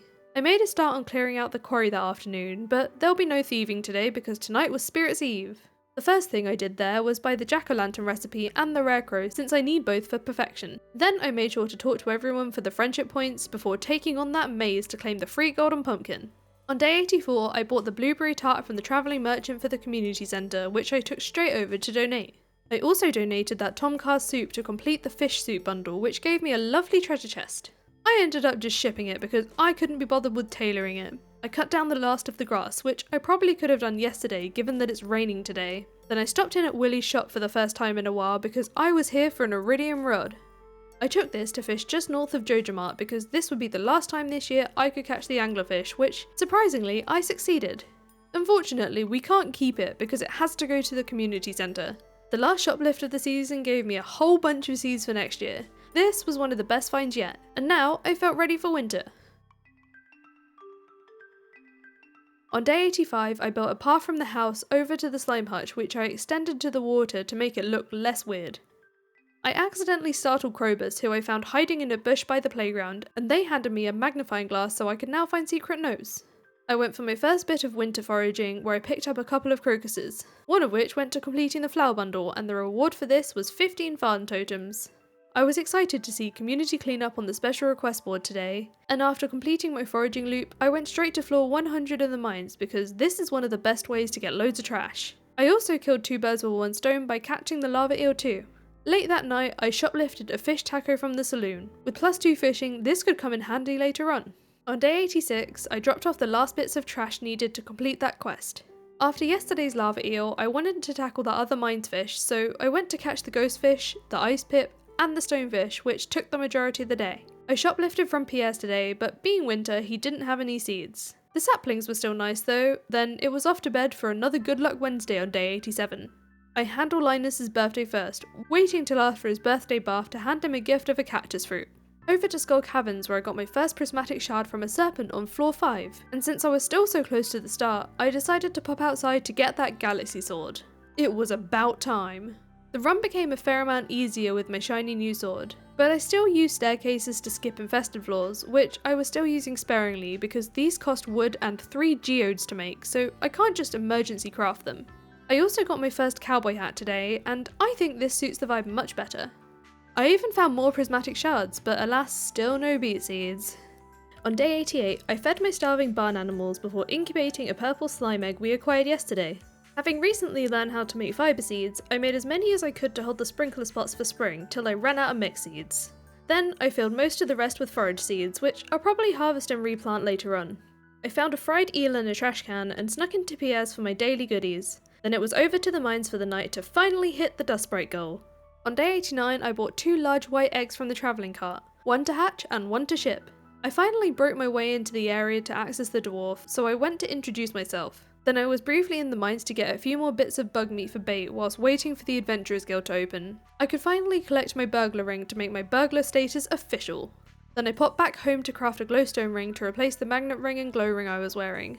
That evening, I picked up my first nautilus shells, then stayed till after dark ocean fishing on the lookout for a squid, which I gave straight to Willie for the quest. But then I left without stealing anything. On day 90, I fertilised the trees I wanted to add taps to so it would actually grow this season. I gave the wizard a fresh purple mushroom from the cave, then I was up at Robin's asking for the deluxe barn upgrade now that I had the cash.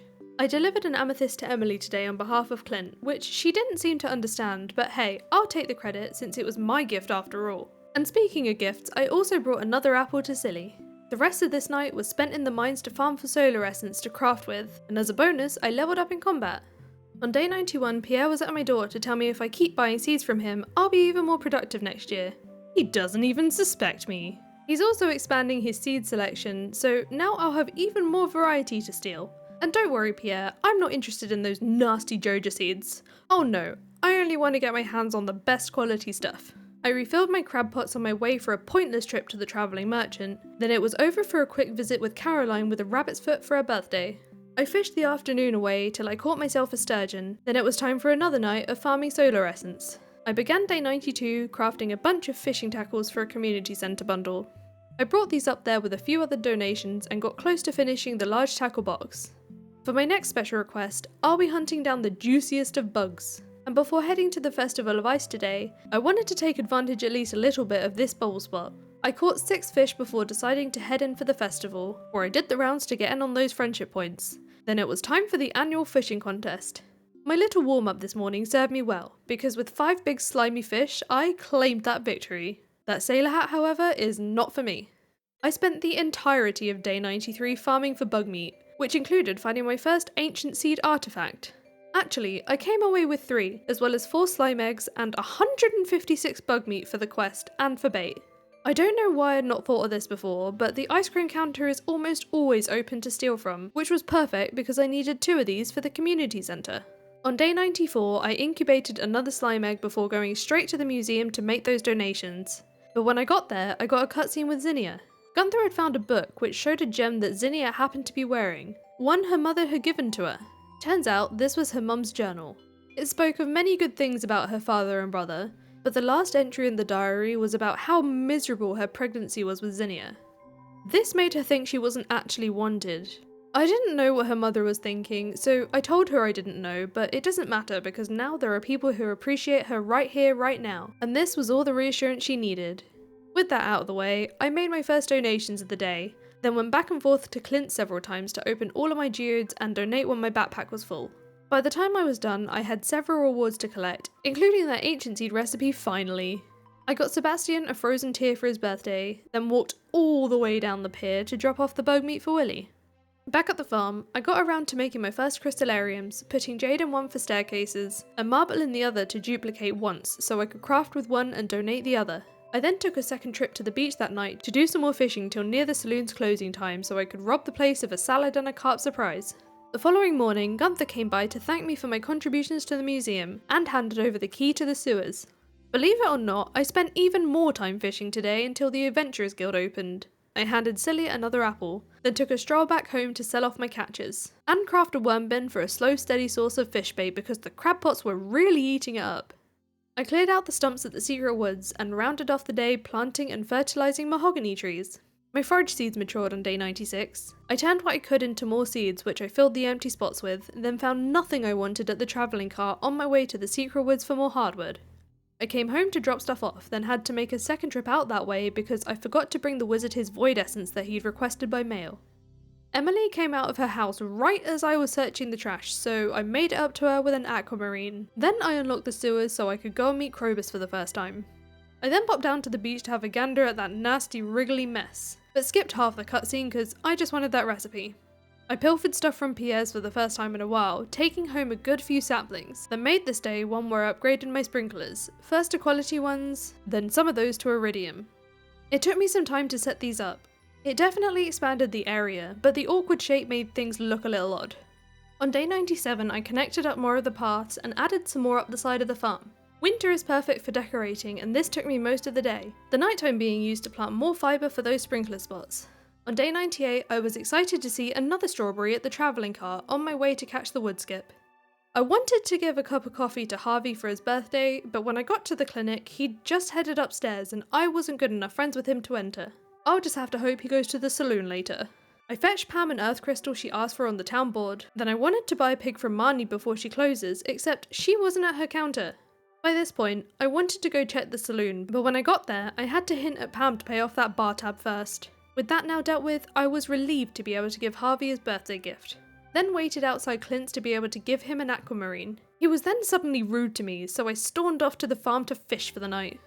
On day 99, a crystallarium produced a jade, so I swapped out the marble one for more jade since I already had 2 marble by this point. I asked Robin to build me a fish pond for another source of cash, fishing XP, and cooking ingredients.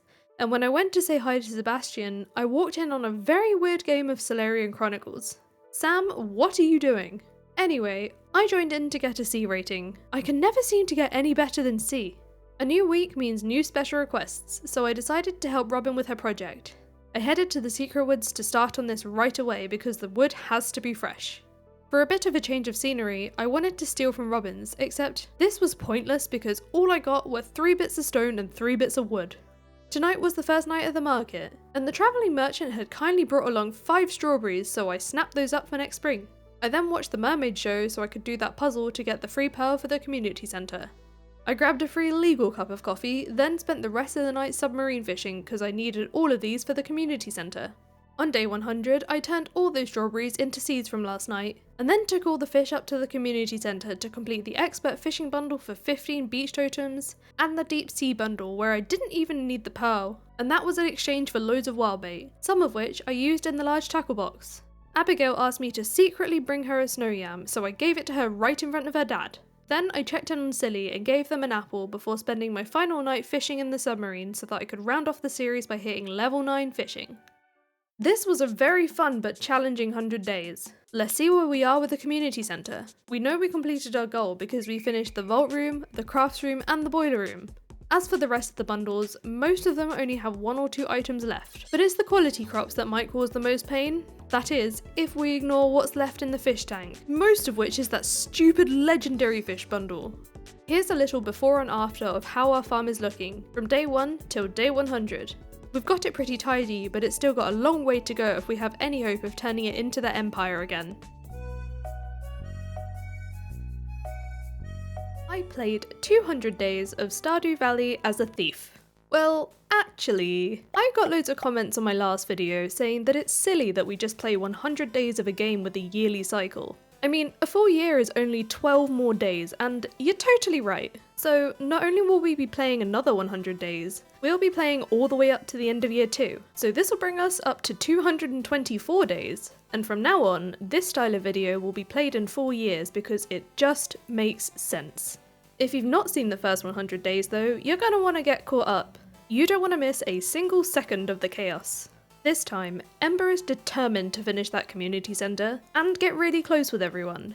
There are also rumours of a secret location on Ginger Island, so Ember also wants to find out what that's all about. I do have a quick note about the mods as well. In the beginning of the first video, I highlighted that we were doing the bundles on expert mode. It seems that the more bundles mod didn't actually work for my playthrough, so the bundles that we ended up with in the community centre were actually from the randomizer mod. This means that in the future I'll be doing another playthrough using that mod, but I just wanted to highlight it so that you are all aware. As always, a list of mods is linked in the description, but don't check it yet because this contains spoilers. Before we jump back in, I'd love if you could like and subscribe. I'm having incredible fun with this particular series and the support would mean the world. But without further ado, let's begin. On day 101, I put away the fishing goodies because we passed out on that submarine the day before.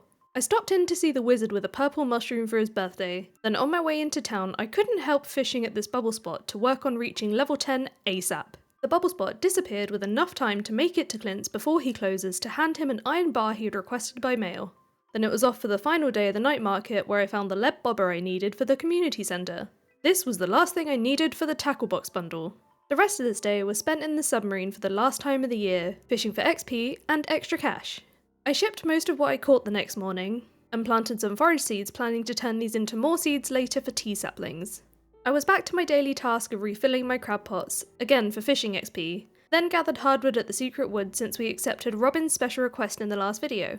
For my fish pond, I'd decided to house the blobfish, for no real good reason, it was just what I felt like at the time. I completed the large tackle box bundle and my reward for that was another treasure chest.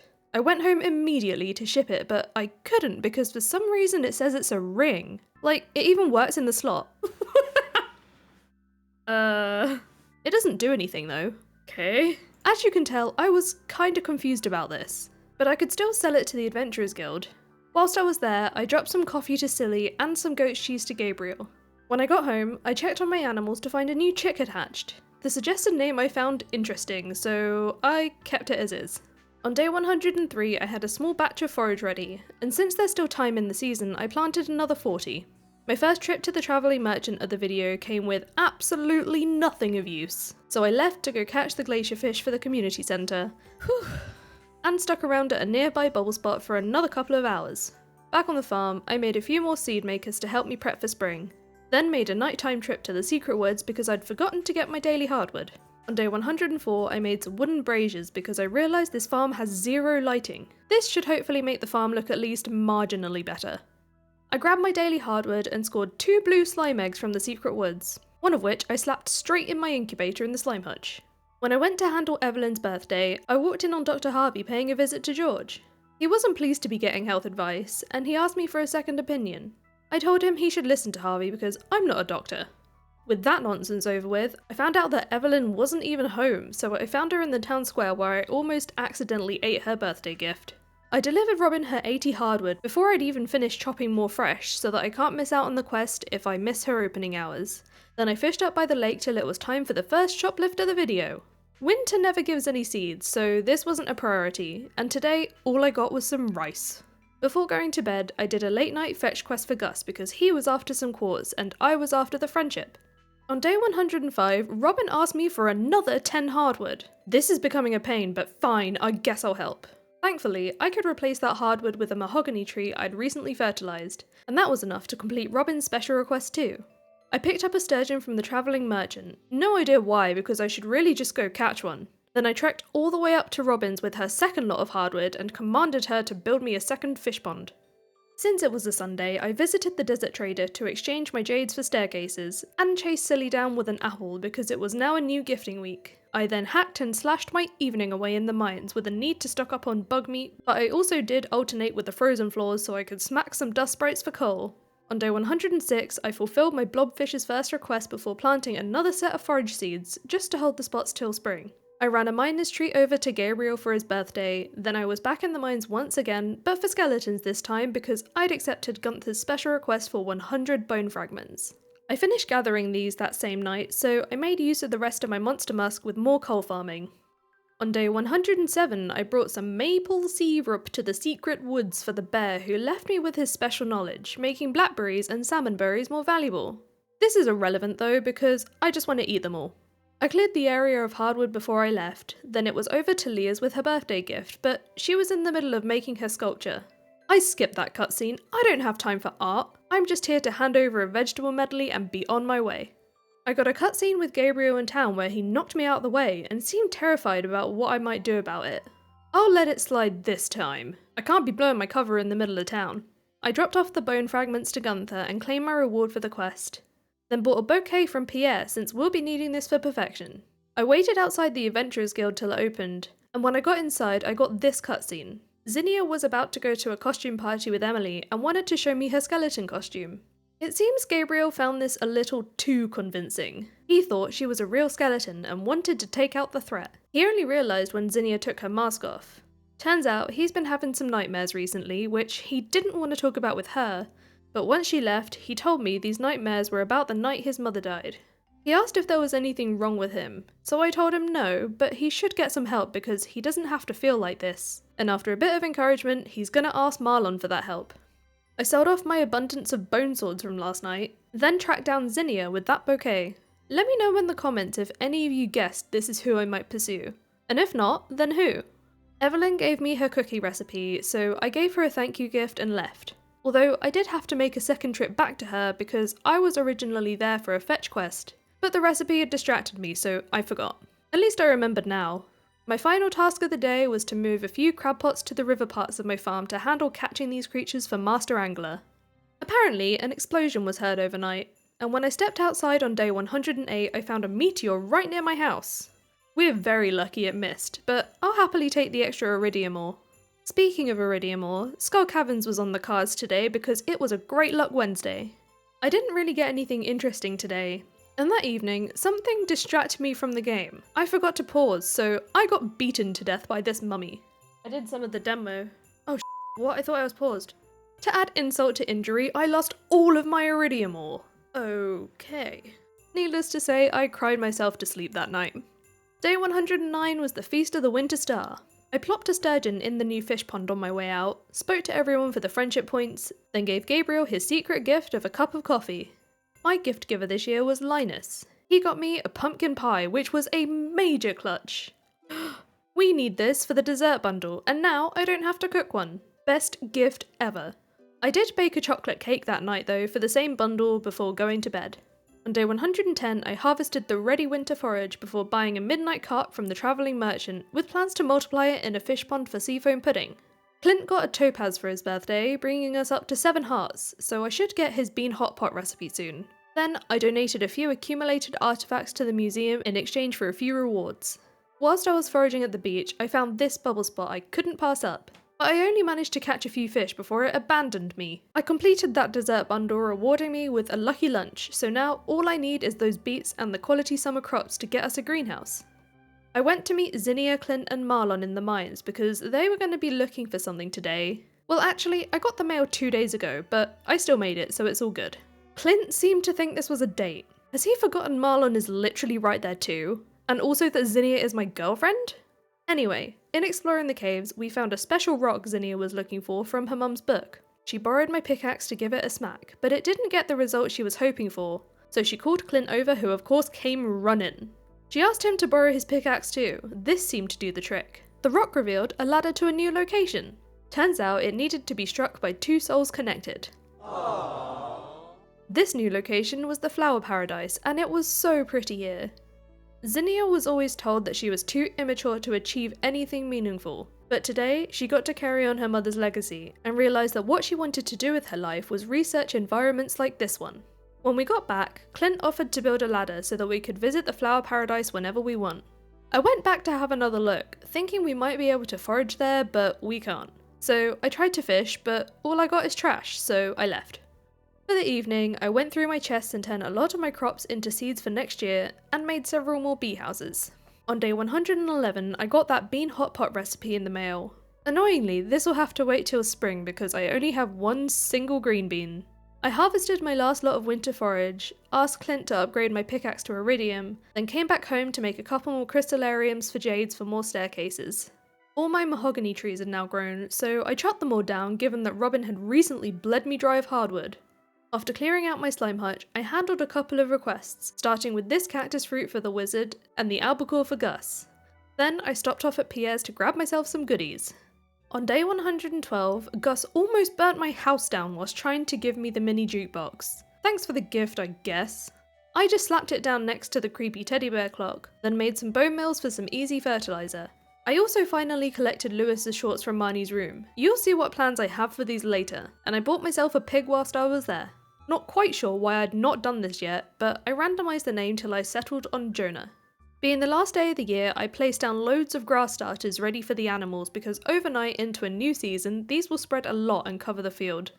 I wanted to stop in and see my friends at the Adventurers Guild that night when I walked in on Zinnia, Marlon and the wizard who seemed troubled. Gabriel was stuck in a nightmare and the wizard suggested that with a spell, someone needs to go into his dream and pull him out. As you can probably guess, I volunteered as tribute, so off I went to sleep. Let's see what's going on here. Looks like he's being haunted by a terrifying version of his mother in his dreams. And it seems that he's blaming himself for whatever happened that night because she died protecting him. I didn't exactly know what happened that night, so I told him he has to stop torturing himself. All it's doing is causing him pain, and this allowed him to forgive himself. That got us out of the dream, much to Zinnia's relief, and thankfully he decided to go see the doctor and never have one of those nightmare attacks again. For my last order of business of the year, I caught the mutant carp, the last legendary fish I can catch before we move on to spring.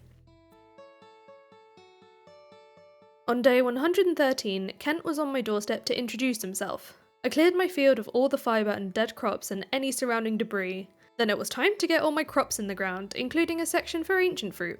The fields are looking extremely messy, but hey, we actually have stuff to grow and that's what matters.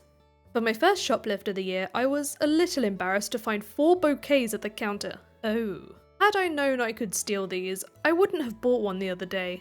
I binned these 4 as a penalty this time.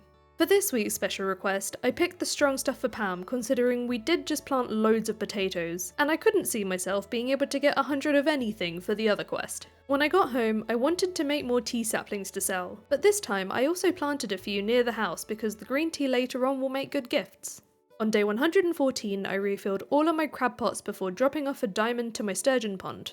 I picked up my iridium pickaxe from Clint's, then popped into Pierre's to make a purchase for the last time. I needed to remind him I might be a customer, but the things I was here to buy were lockpicks.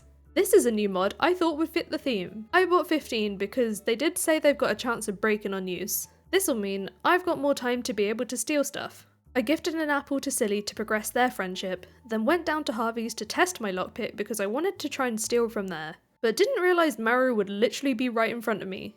I just had a seat and told her she must have forgotten to lock the door. I didn't know how long it would be before the counter would be unattended, so I left to go find Zinnia at the beach with a cup of green tea, which is one of her favourites. I fished in town for a bit whilst waiting for Pierre to leave, and today I just got a couple of saplings and a few kale seeds. On day 115, I planted some forage seeds since I still had lots of sprinkler spots. I used my lockpick to break into Harvey's before he opened and stole 3 muscle remedies from him. I just shipped them because I'm probably not going to use them. Then being the first rainy day of spring, I cooked up some Dish of the Sea because it was time to try and tackle the legend. I'm usually terrified of this fish, but this one was ridiculously well behaved. Wait, what? I mean, hey, I'm not complaining. I stayed up by the lake for a bit to try and grind out more fishing XP, then I realised I was yet to catch the scorpion carp, so I went to handle that as I still had some fishing buff left, and this was definitely way harder than the legend, but we got it. When I went to donate the legend to the community centre, I realised I'd not deposited the glacier fish yet. This made me panic about whether I might have accidentally sold it, or did I even catch it? Oh no.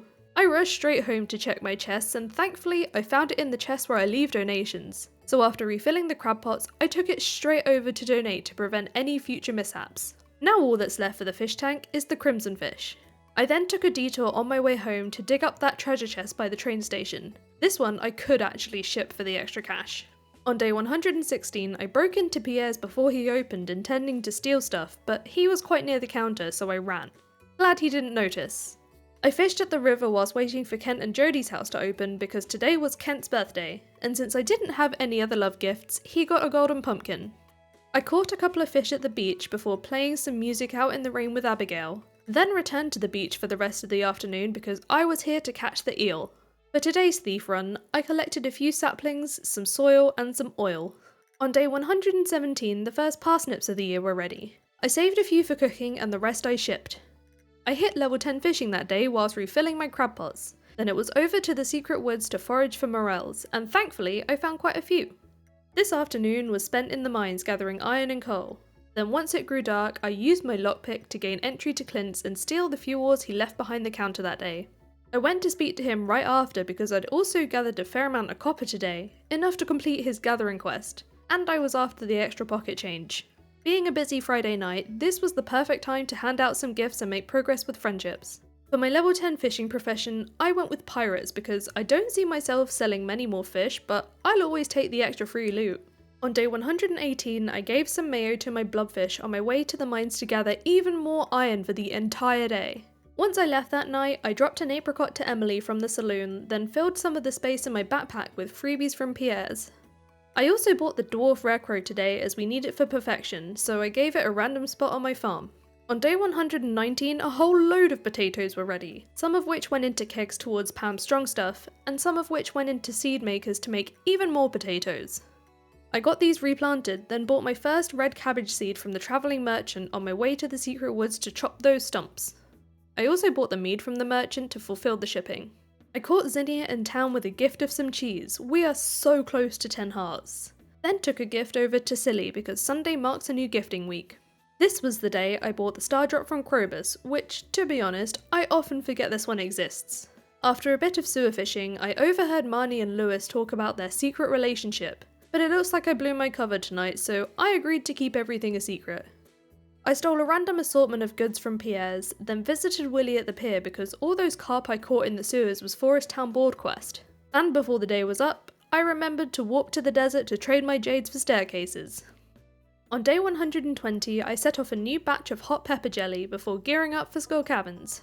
I bothered to fight all the dinos on the prehistoric floor for monster slaying progress today, and one of them dropped the secret note to trigger the floor 100 quest, so that's what we'll aim for today, but not before we kill all these dinos. It took me till the night time to reach floor 100, without a single treasure floor might I add, but I did use a bunch of staircases, so Mr. Key wasn't as impressed as he could have been. But anyway, I drank that nasty snake milk, and my health is now permanently increased by 25. I found my first treasure floor of the day 8 floors later, but all it had was some energy tonic, and the floor right after that was just some farm totems. I did get some green bean seeds later though, and usually I throw this away, but in this playthrough I need as many seeds as I can get. My final treasure floor of the night gave me a single iridium sprinkler, so no beet seeds today. On day 121, my strawberries came to fruition. Since we were still pre-egg festival, I turned some of these into more seeds to expand my crop, and got those green bean starters down too. I added an additional 14 strawberry seeds to my field, then met Zinnia under this big tree with her favourite cake. There were a few trees growing on the farm that didn't belong, so I destroyed them and found some very rude debris invading my paths. But after a day of farm cleanup, I wanted to visit Gabriel and Silly with gifts, but Silly literally just went to sleep. On my way home that night, I stole 3 cauliflower seeds from Pierre's. Then on day 122, all my forage had grown. This only gave me a single leek, so I could only make 10 more seeds to replant. I presented Vincent with a snail for his birthday, then I walked to the desert for another Good Luck Wednesday. I had literally no staircases left, so I wasn't expecting much today. Let's see how far we can get. On the 54th floor, I found a purple bus slime. I don't think I've ever seen one of these before, so I was excited to see what these might drop. But this one gave me the lucky ring. No way. I was over the moon. And for now, I'll switch this out with the glow ring. For the rest of this run, I didn't care if I got anything else because I was still riding the high of that lucky ring, though I was still aiming for whatever iridium I could get. And I did find a couple more treasure floors, but still no beet seeds.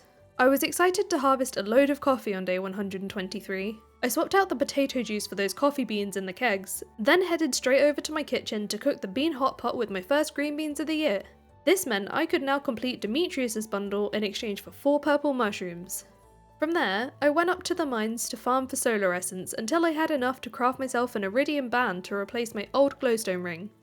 Whilst I was out this way, I gifted Silly some jelly, then I walked back into town to drop off that potato juice for Pam, completing the strong stuff special request. When I got home, I scythed up all those rice shoots, which I'll just be selling unmilled since I've been stealing the processed rice from Pierre. Then for the evening, I chipped away at seed prep for future seasons.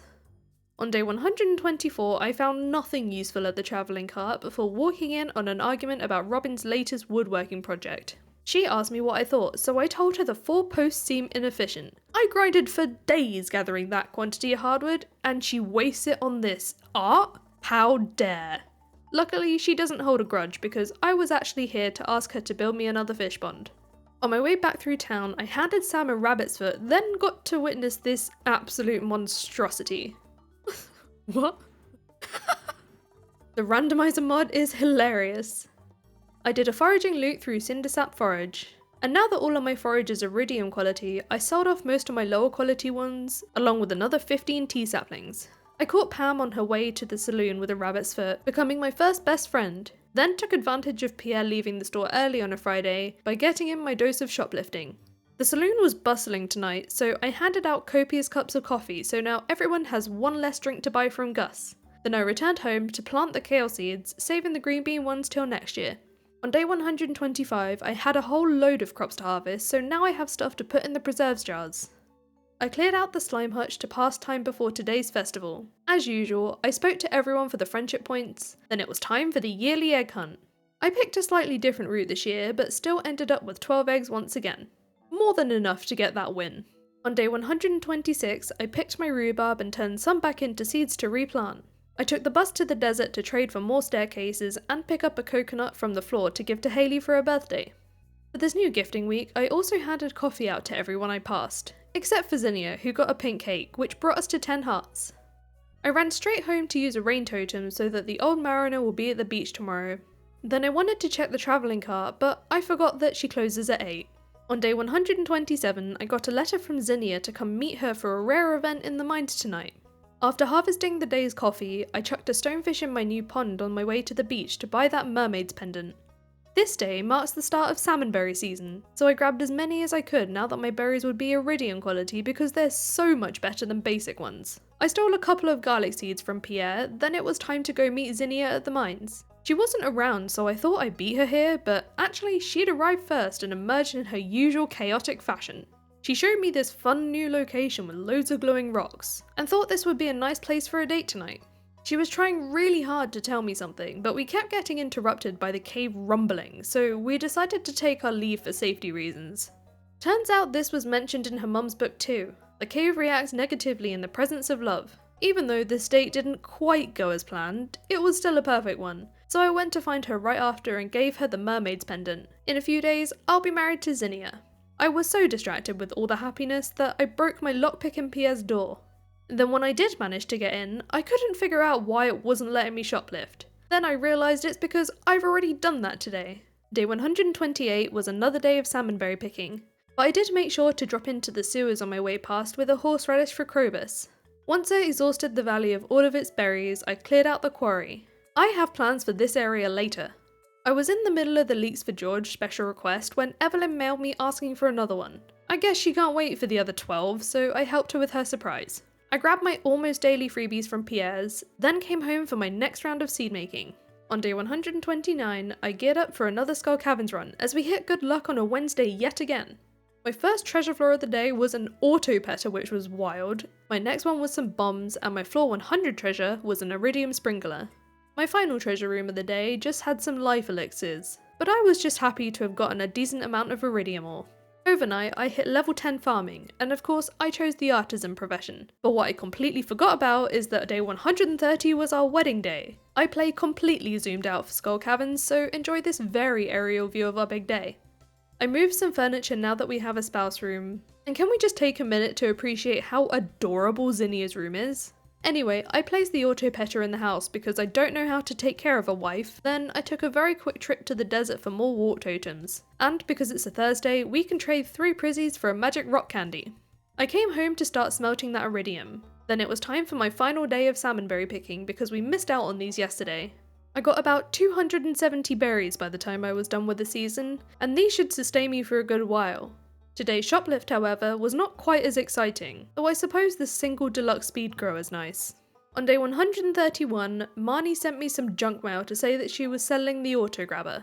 I also got an Nautilus shell from Demetrius, which will go towards a future crystallarium. I tended to all of my crops before being disappointed by the travelling merchant.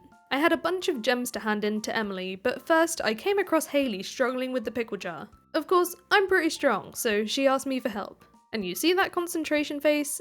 That's me trying not to obliterate the jar with my bare hands. Thankfully, the pickles remain intact. Emily then wanted to show me her secret hobby, and I couldn't wait to find out what the randomizer had done to this cutscene. It did not disappoint.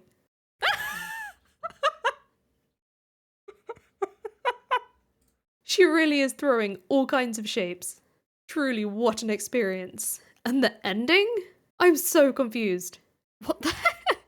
Anyway, I delivered Emily those gems, and that's rock rejuvenation now complete. I came back to the farm to chop down the mahogany trees because I wanted a better view of Zinnia's super cute spouse garden. I then hid in a bush till Clint leaves his store for the evening so I could break in and steal a few copper ores. On day 132, I collected the latest batch of honey and dug up my potatoes. I dropped into the ranch to give Shane a hot pepper for his birthday, granting us full friendship, then returned home to sell roughly half of my iridium bars. To expand my smelting production, I made another 36 furnaces. I cleared out the quarry again, then spent the whole evening pathing over the entire thing, so I could place down all of those furnaces. Those iridium bars got us quite a lot of money, so being able to produce more of them will only be a good thing. I had plenty of strawberries and coffee to harvest on day 133. Once again, some of the strawberries went towards seeds, but I'll be saving these for next spring. I brought all of my iridium ore to the quarry to smelt. And of course, all that smelting will need a buttload of coal, so with a bottle of Monster Musk, I spent some time in the mines on coal farming. I left around 11 to go shoplifting, but with what was left at the counter today, I'd have been better off staying in the mines. I did make time though to collect all those iridium bars to ship that night, landing us a real good profit. On day 134, I started aging some fish roe and gave one of those jars of jelly to my sturgeons.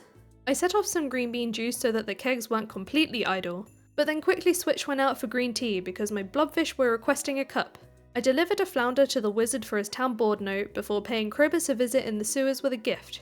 By the time I got home, my green tea was done, so I could finally appease the blobfish because they'd been asking for this for a while. Looks like I made this a day of gifting and questing because I also delivered Pierre his sashimi right before a very risky shoplift.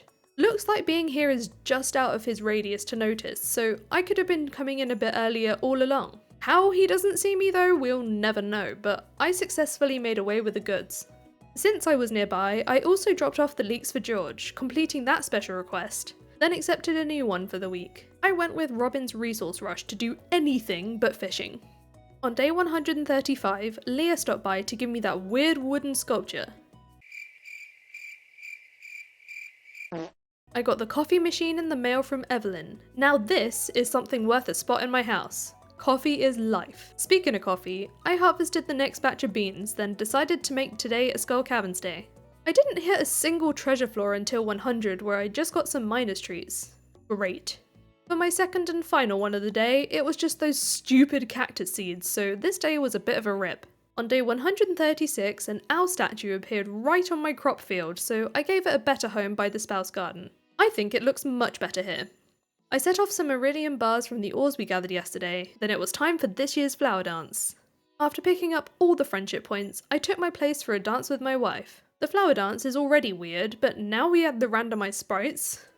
No words. I have no words.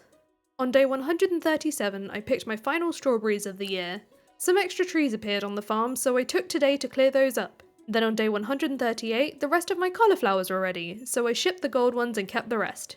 I picked up the fried calamari from the travelling merchant because today is Pierre's birthday and this is a loved gift. I kept Robin busy by asking her for a 4th fish pond, and on my way out I got a cutscene with her and Linus where I told him what he wanted to hear because he seems happy enough with his way of life. I had a moment of self-control today because I found Haley's bracelet on the beach, and instead of keeping it for myself, I gave it right back. But to be fair, this is a very unique item, so I can't be caught with this. I mined the evening away because I was after more copper and coal. Then when I broke into Pierre's, I got very close to stealing his secret stash, except I kinda got caught. To try and get back on his good side, I agreed to keep his secret, but he went to bed as I was leaving, so I still stole everything behind the counter. Well, I wanted to, but my inventory was full, and once you've taken an item and you leave that menu, that's your chance for the day used up. Classic loot goblin mistake. Day 139 was a good luck day, so I decided to go for a Skull Caverns run. I found a total of 8 treasure floors this day without anything particularly exciting in them, but I did manage to complete Robin's resource rush and gathered several prismatic shards. And I got over 200 iridium ore, so generally a successful day.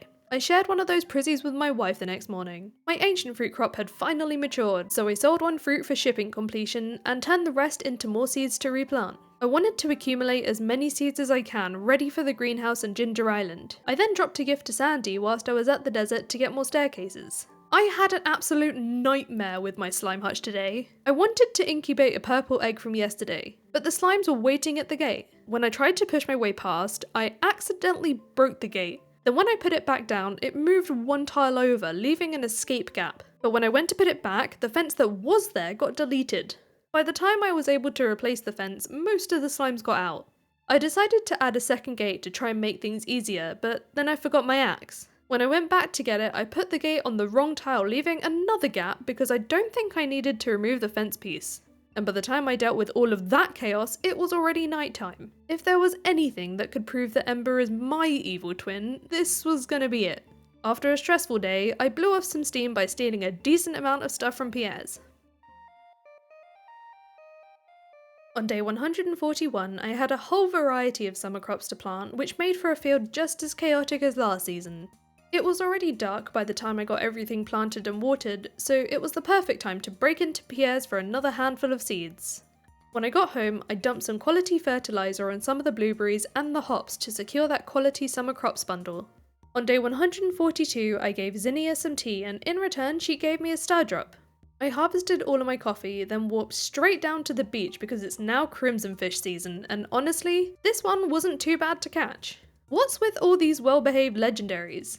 Anyway, this was the last one I needed to complete the legendary fish bundle, and in turn, the fish tank. My reward for that bundle was some fish stews, which is fine, I guess. I then made use of the remaining time from my dish of the sea to catch the Dorado, which was far more difficult, but I managed it. It was then back to the beach to handle the tuna and the pufferfish towards the Master Angler achievement, followed by handing out tea whilst waiting for Pierre to leave his counter.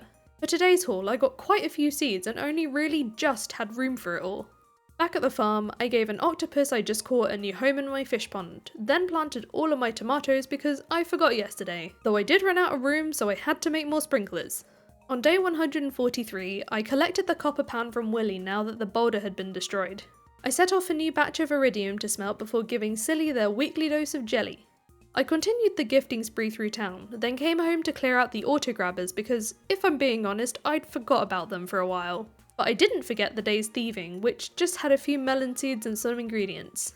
On day 144, I ran out of space recording, so there's no footage, but you know what a Skull Caverns run looks like by now, so here's a quick look at the day's loot. As you can see, still no beet seeds. On day 145, I accidentally bought a piece of wood from the travelling merchant for 500 gold. Whoops. I popped over to the wizard to move some stuff around on the farm, completely forgetting I'd not actually unlocked this yet. So I hiked all the way up to Robin so that I can move all the fish ponds to the beach to free up some crop space because I think it looks better. When I went to give Silly another gift, I got this cutscene. Gabriel chose today to open up about the story of what happened to his and Zinnia's mother back when he was 8. Having been bullied as a kid, Gabriel wanted to pick up a gemstone in the mines to show his bravery to his bullies, but when he got down there, he was greeted by a serpent. All he could think to do was hide behind this rock and scream for his mother. When she came to his rescue, she realised that she left her sword in haste. You can probably guess what happened next. This is why Gabriel has been having all those nightmares, but Zinnia was quick to reassure him that she doesn't blame him for what happened. After all, he was just a young kid at the time, and with all of that, he started to feel better. I came home from that emotional afternoon to fill this blank space by the slime hutch. Now that I was picking up more animal products, it was time to expand the production of cheese and mayo, so I made more machines. On day 146, I harvested the year's first hot peppers, but I left the wheat alone because I was too lazy to get my scythe out. I filled up my new animal machines and made a load of triple shot espressos now that I had loads of coffee, and this means I can get around a little quicker. I asked Robin to build me one last fish pond since I had a good space on my beach. That was on my way to the quarry to refresh the iridium in the furnaces. A train was passing by when I went to give Maro a gift, so I went to check it out in case of any dropped goodies, but this one didn't have any loot for me to steal. From there, I tracked down Demetrius with a pufferfish he asked for by mail. Then I was met with disappointment at Pierre's counter today because all he had was some vinegar. You could say I was feeling a little sour. On day 147, I gave Zinnia a birthday cuppa, and when I stepped out for the day, she was right behind me telling me to wait. She'd found something new in her mum's book about the flower paradise, and I needed to craft and bring a life essence to that location to find out what this would be. Unfortunately, if you remember from the last video, life essence requires starfruit to be crafted, but we also need those for other things, so it'll be a while until we can handle this quest. My single red cabbage had grown, but it only gave me a single seed back, so we'll have to try again another time. Another batch of ancient fruit was ready, so I used this opportunity to plant some more, and added to it some basic speed grow. Having accumulated loads of fire quartz, I used most of it to make loads more preserves jars. Then checked out the offerings of the travelling cart before I could forget, although this trip was completely pointless. All those preserves jars got a home in my quarry because I wanted this area to have more than just furnaces, and I filled them all with strawberries and potatoes. With my mind on money making, I made 15 more tea saplings to sell, then made 3 more tappers to go on those trees we set up all that time ago, even if I probably won't need them. I was excited to see several cabbage seeds at Pierre's today since my seed maker didn't give me much luck. I wasted no time in getting these in the ground, then visited the saloon to work on some friendships. Yes, even with Clint. On day 148, I made another few bee houses for the extra cash before begrudgingly accepting the aquatic overpopulation quest from Demetrius. I tracked down Gus at the store with a birthday gift, then with the next batch of jelly ready, I could move the last of the preserve jars from the home to the quarry. I spent the entire afternoon fishing for tuna, but I only managed to catch 3 before they left for the day. Then I remembered to allow some backpack space to steal stuff, but all I could grab was a few apple saplings. On my return home, I swapped out my octopus fish pond for midnight carp, then added a super cucumber to my newest fish pond. The following morning, I fulfilled all of the requests for my fish so that they can breed more. Then it was back down to the pier for another day of tuna fishing. Annoyingly, I only caught another 3 today, but the silver lining was being able to grab all these goodies from Pierre's. On day 150, I received some cash back from Pierre for all those lockpicks I bought to break into his store.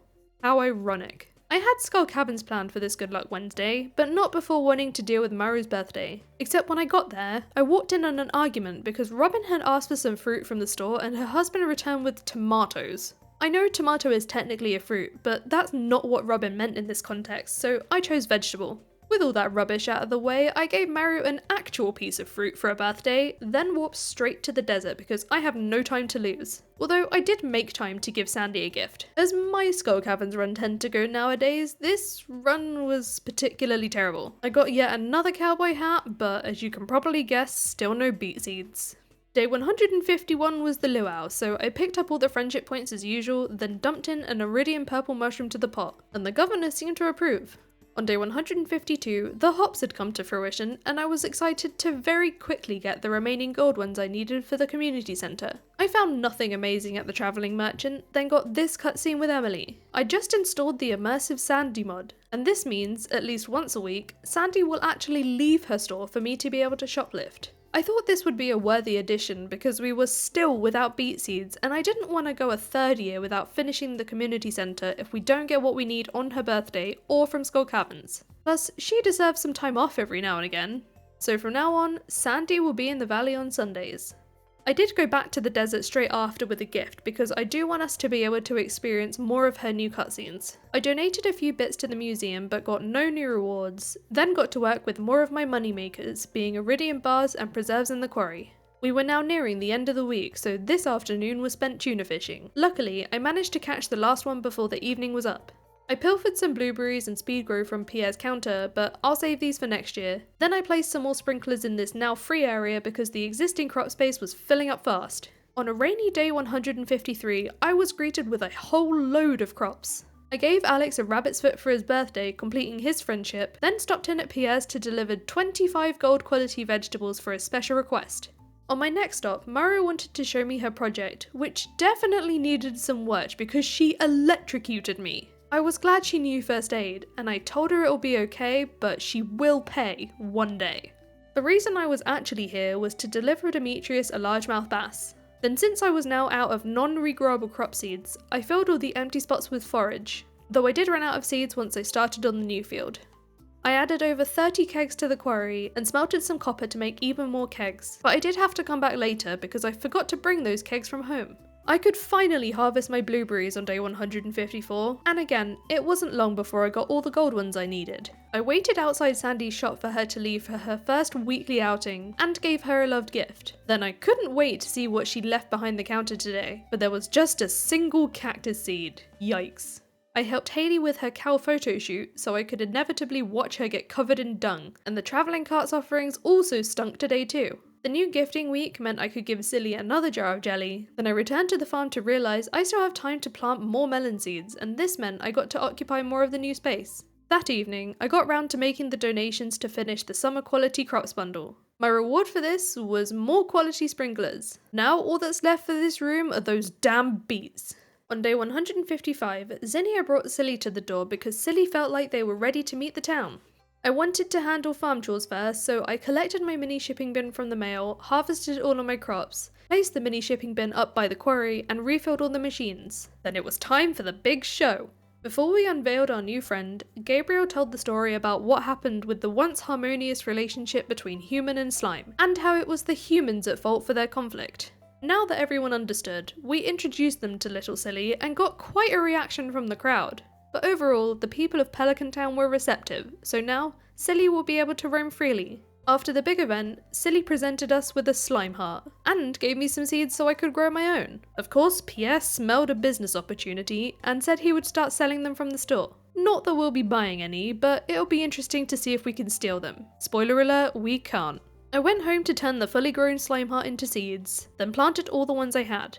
I finally remembered to bring Marnie that cave carrot. I can't even remember when she asked for this, but it was definitely in the last video. I then stopped in the sewer to see Krobus for a couple of reasons. The first was to set up a gift chest for him, and the second was to buy a void egg. I know this isn't what the rules of the challenge say, but I bought two. One to donate and one to trash, so I paid double. The reason for this is that I checked in my save file when the witch would be scheduled to visit, and she wasn't going to come until sometime in year 3. So I felt this was a necessary deed to progress the community centre. Plus, I donated the one I kept to finish that bundle, so I couldn't hatch it for an infinite amount. That one we will have to wait for. The reward for that bundle was a strange capsule. This reward wasn't even good. That's karma for us breaking the rules, I guess, so I binned this off too. Day 156 was spent coal farming, though I did have to run home in the middle of it because I forgot my burglar ring. On day 157, I welcomed Casper the duckling to the coop. After getting some more cheese and mayo going, I made another batch of pale ale at the quarry and managed to add another 10 furnaces to the collection. I wanted to visit Sam at work with a birthday gift when I witnessed this. I gave Sam the gift and left so I can try and forget about that, then this happened.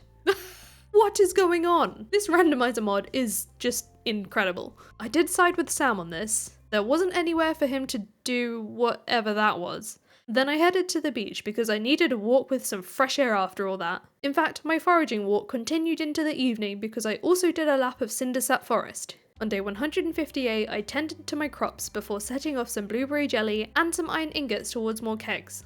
I dropped off a little gift to the wizard because I often forget about him, then farmed the afternoon away, planting fibre seeds to occupy the new sprinkler spots. I ran off with some saplings from Pierre's for the extra profit, and once I got home to ship them, I made sure I kept up with refilling those animal machines. On day 159, I wasted my time checking the travelling merchant because I then had to go all the way up to Demetrius with a birthday strawberry which I almost ate. This time loss was important because I'd planned for Skull Caverns. These cactus seeds need to leave me alone. The only good thing that happened this day was hitting the rock crab monster slayer goal.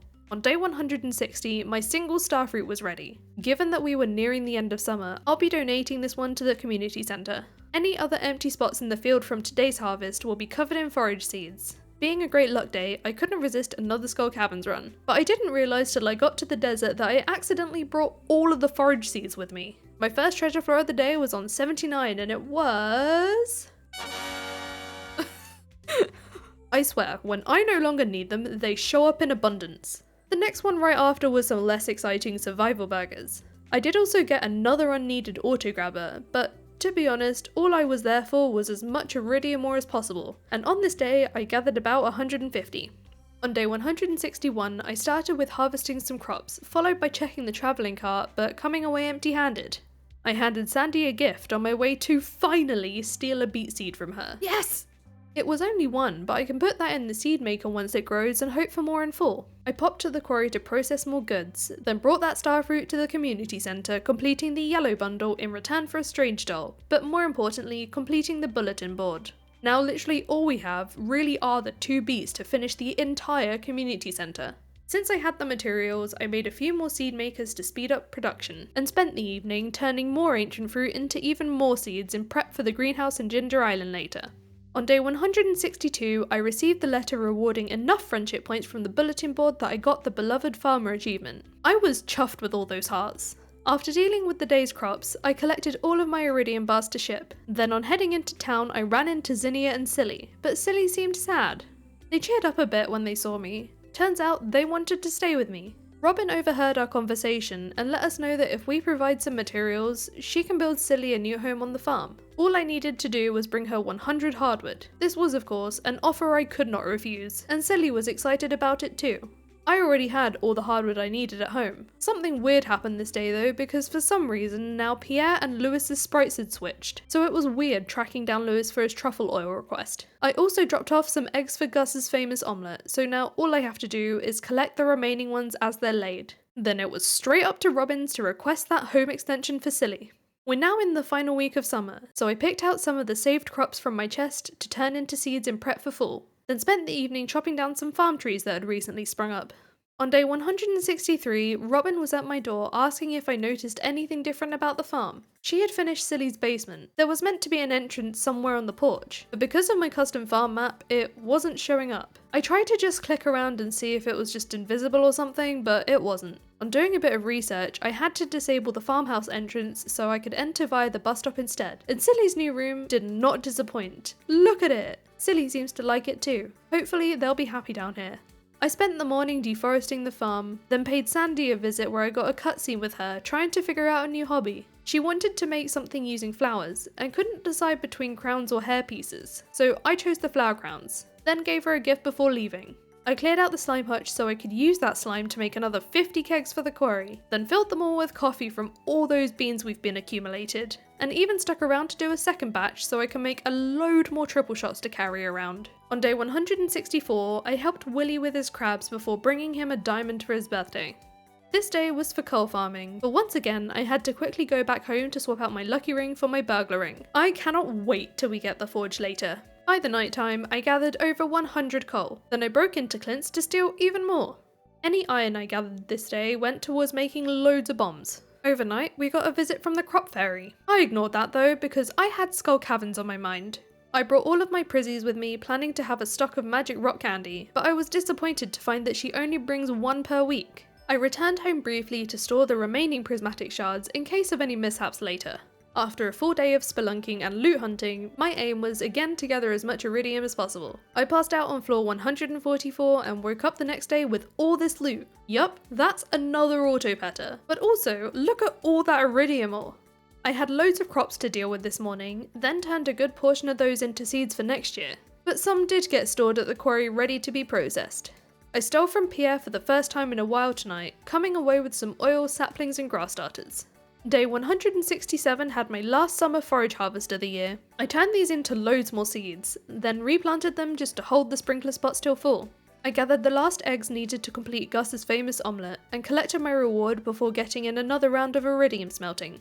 The rest of this day was spent roaming the town, showering people in gifts to make more progress with friendships, then grabbed just a single spangle seed from Pierre's. Disappointing, but the money we made that night was much less disappointing. On day 168, I received a mini fridge in the mail which I immediately displayed in my kitchen. I dealt with the final harvest of the season. I'll be sad to see the coffee plants go, but I won't be sad to see the travelling merchant go today because she brought me nothing of use. Sandy's stall was slightly better though because today I stole some rhubarb seeds and some ice cream. I did loads more gifting because it was reset day, then it was over to the quarry for the next round of kegging. In between gifting that evening, I tried to shoplift from Pierre's, completely forgetting I already did that at Sandy's today, but then I went home to bed that night, also forgetting about the Dance of the Moonlight jellies. Sandy came to the door bright and early on day 169. Turns out Hayley had agreed to try out a prototype of Sandy's flower crowns, and if she likes it, she'll recommend that the mayor buys some for the next flower dance. Hayley's favourite flower is the sunflower, so Sandy asked me to grow her a few for this. Before doing anything though, I have a whole load of crops to plant. It is the first day of a new season after all, and as expected, the fields are gonna look just as chaotic as last time. I did get to do the satisfying task of slashing through all this fibre, but unfortunately I ran out of crop seeds before I could fill all the sprinklers, so any remaining spots got filled with more fibre. Thankfully it was okay that I didn't leave any spare space because all Pierre had today was soil. That night, a baby cow was born, whose name will be Bubba. Then on day 170, I waited outside Pam's trailer for it to open so I could give Penny a birthday gift, but when I got inside I got roped into tidying up the place. I can't exactly say no on Penny's birthday, so I helped, only for us to get screamed at for it despite her asking me like a year ago to do this. Make up your mind, Pam. One diamond gift later, our friendship was full and I could finally warp to the desert. I was ready for another round of skull caverns. I found quite a few treasure floors this day of varying value, but I also happened upon another lucky ring, and this time I noticed with plenty of time to pick it up.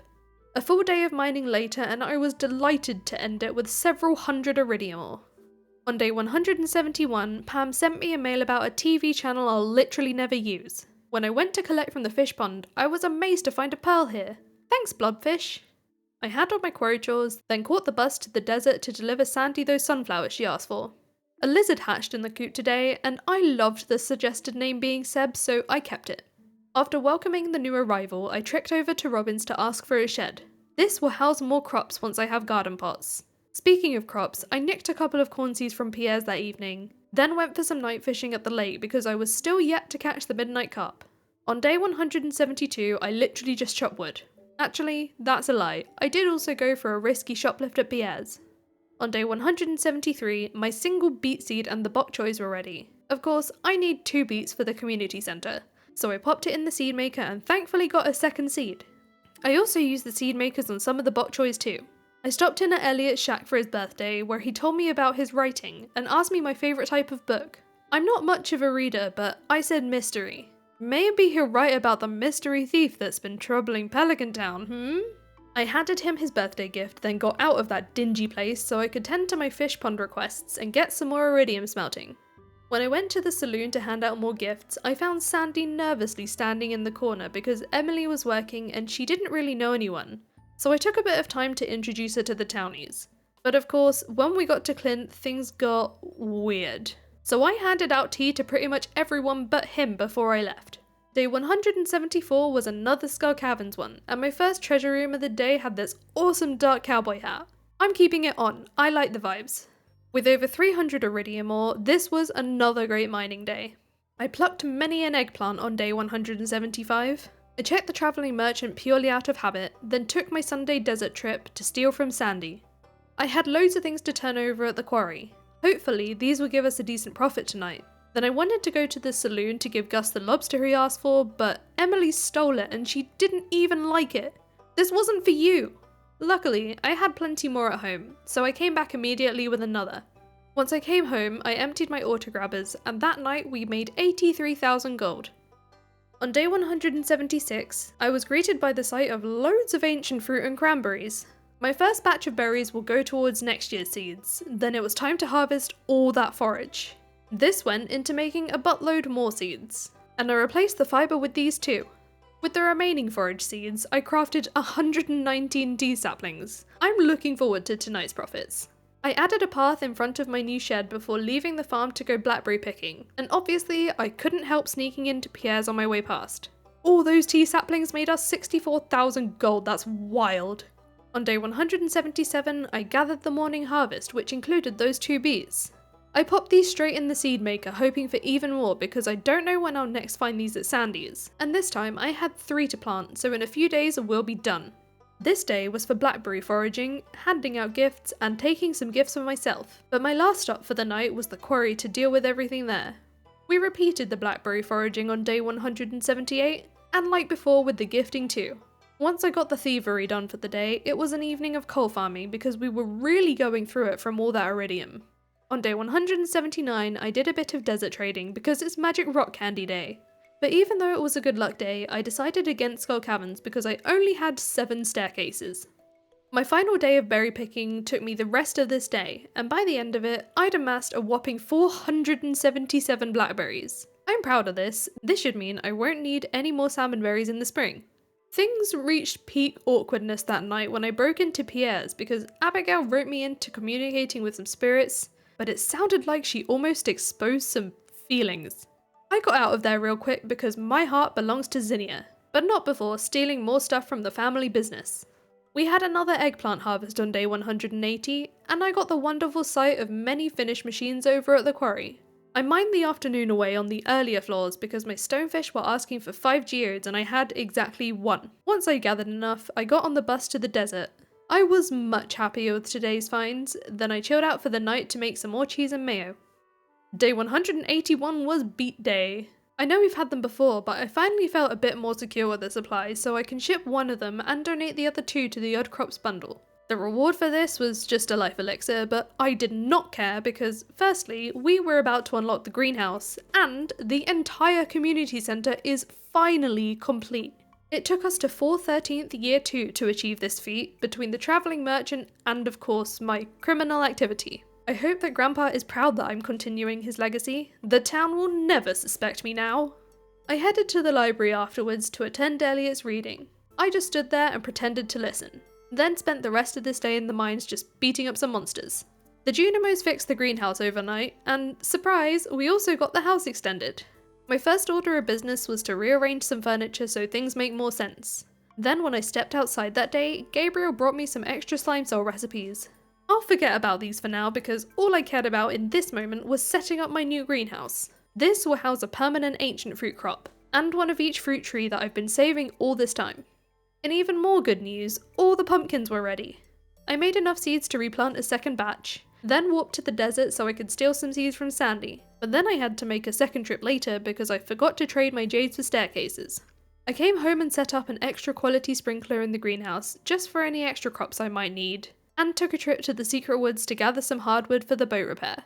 On day 183, I got the mail from Willie about the boat room, so after dealing with the farm crops, I donated the iridium and the batteries, but I was only just over halfway on the hardwood, so we'll have to wait for more mahogany trees to grow. I harvested all the forage I forgot about earlier, once again crafting more seeds to replant, but this time I had enough to replace all the fibre too. Pierre's counter that day was kind of a bust. Then I accepted Clint's special request because he was too scared of the grubs again. Day 184 was the Stardew Valley Fair, and for this year's display, the mayor's pants will be the centerpiece. I chatted to the townies whilst waiting for the judging, and of course grabbed that free burger. I was trying not to laugh in the mayor's face while I received some stern words from him, but hey, I'll take the star tokens that I don't really need. I used some of them to buy a triple shot, and some sunflowers for the farm. I started day 185 with my morning routine of harvesting crops and replanting them from seed makers. I chopped the stumps in the secret woods because I couldn't wait to repair that boat, then set off a new batch of juice and jelly at the quarry. I also finally got the community centre completion cutscene today, which to be honest, I kind of completely forgot about. However, it was really satisfying watching Pierre launch Morris into the abyss. Probably all that pent up rage from the long-term missing stock. I returned Lewis's shorts properly this time, and he pretended that yesterday never even happened. I was hiding behind the blacksmiths for Clint's to leave when Leah started to approach, so I ran and hid in a bush till the coast was clear, so I could break in and steal a few bits of gold ore.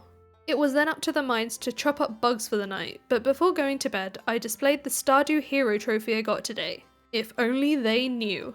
On day 186, I unlocked the garden pots. To make these, I'll be needing stone, earth crystals, and sap.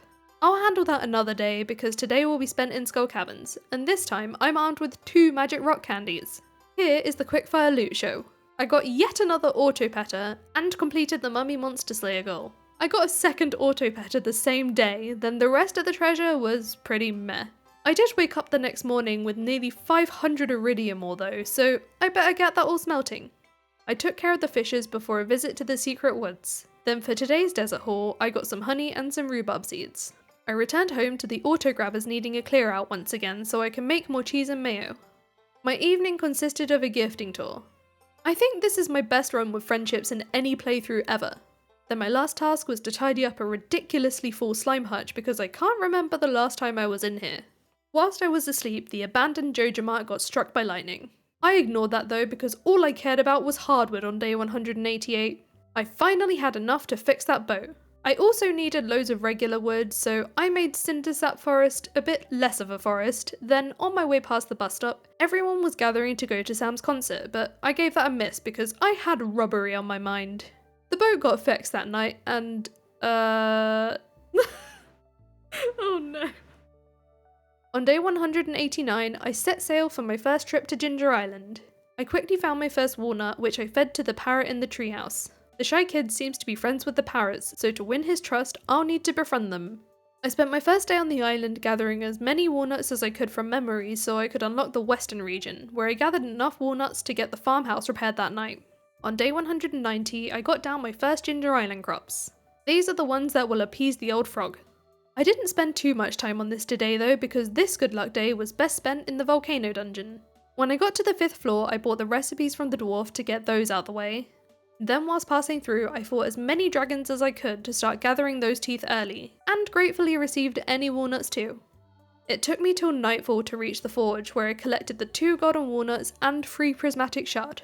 I spent much of the morning of day 191 clearing up my brand new farm space, and used some fences to trap this little green fella so I could steal their golden walnut. I spoke to the old lady at the beach so I could grab the war memento from her for later. Then when I slayed the nearby tiger slimes, one of them dropped the tiger's hat. It's cute, but, not really Ember's vibe. I caught the blue discus and the lionfish towards Master Angler, then shoplifted from Pierre's on my way home where I found all this forage to deal with.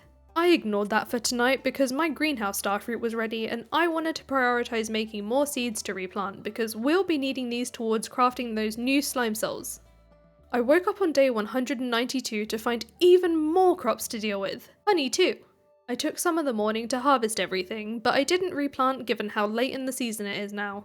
I took my 3 golden coconuts to Clint's to get a golden walnut, the skull fossil, and a banana sapling in my most lucky coconut opening ever.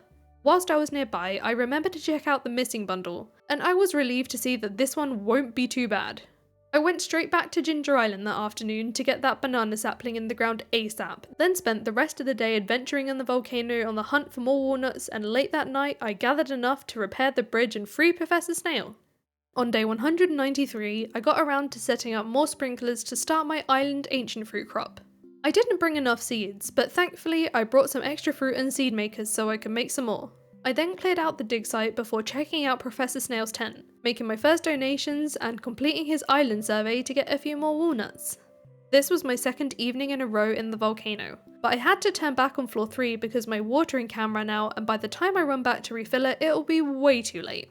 On day 194, I was disappointed to find I was only just about halfway through the amount of walnuts I need to get into the secret walnut room.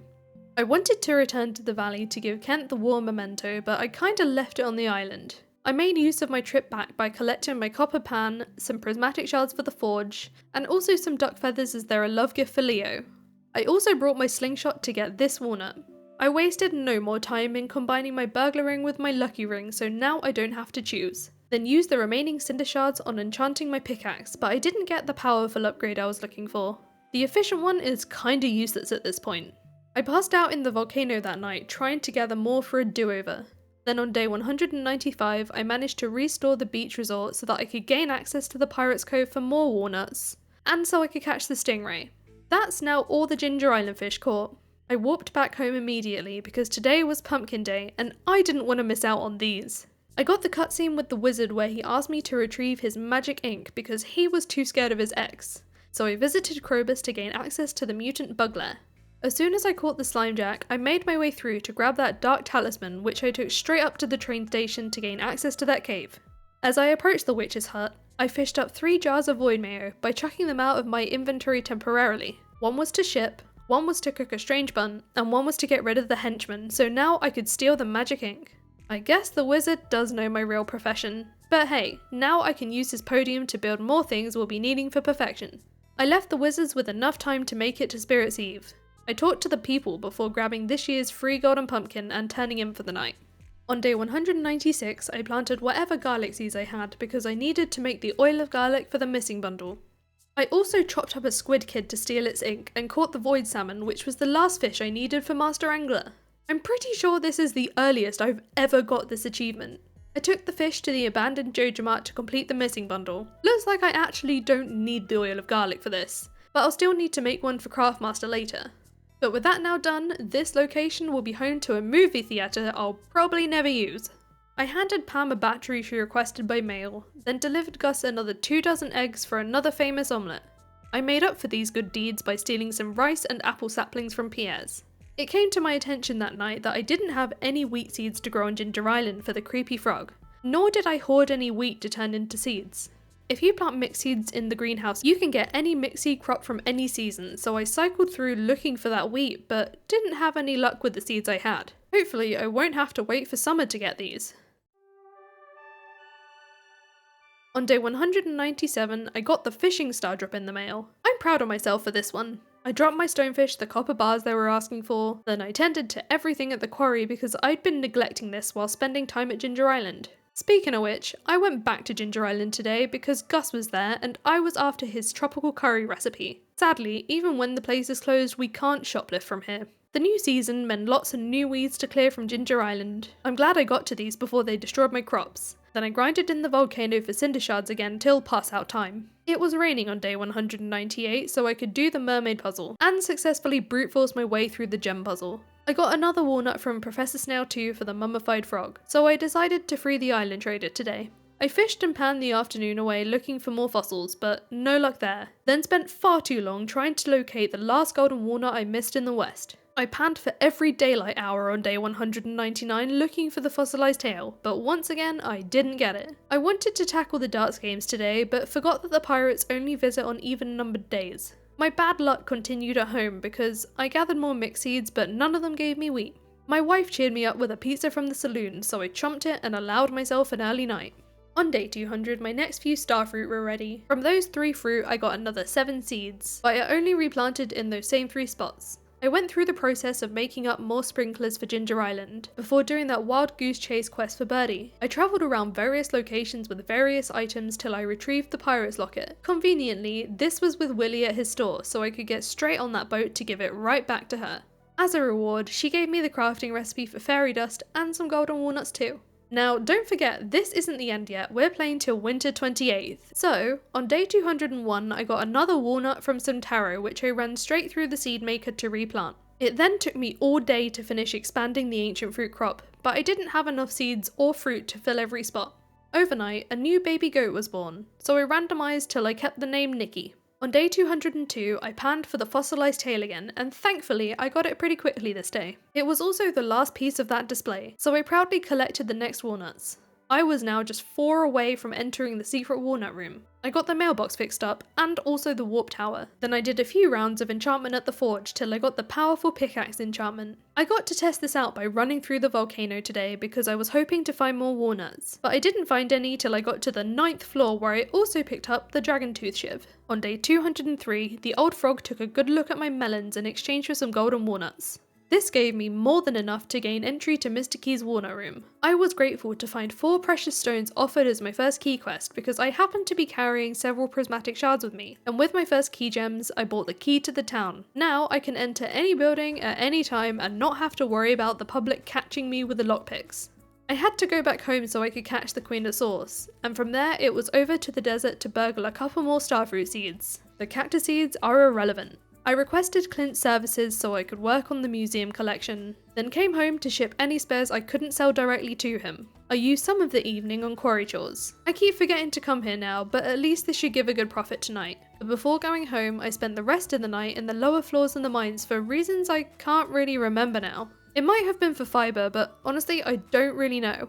But hey, we got 140 grand from all that stuff that night. On day 204, I planted a bunch more mixed seeds, but still no wheat. Looks like I planned to hang in the mines today, still can't remember why, but when I gave a gift to the dwarf, I was reminded of the Festival of Ice, so I headed straight there as to not miss out on the friendship points. And of course, I wanted to crush everyone at the fishing competition. I then returned to pass out in the mines, and I think I figured out now that I was trying to get more mixed seeds from the fibre here. I planted the 2 I got the next morning, and neither of them were wheat. I shipped myself off to Ginger Island to deal with the taro and grab another key quest. I wasn't sure which to pick because I like both of them, but I went with Skull Cavern Invasion for some variety. It then took me the rest of the day to finalise the Field of Ancient Fruit. On day 206, I dropped a gift to Leo before grinding for cinder shards and walnuts in the volcano for the day. And on my way out, I got this bridge built so I won't have to water this bit anymore.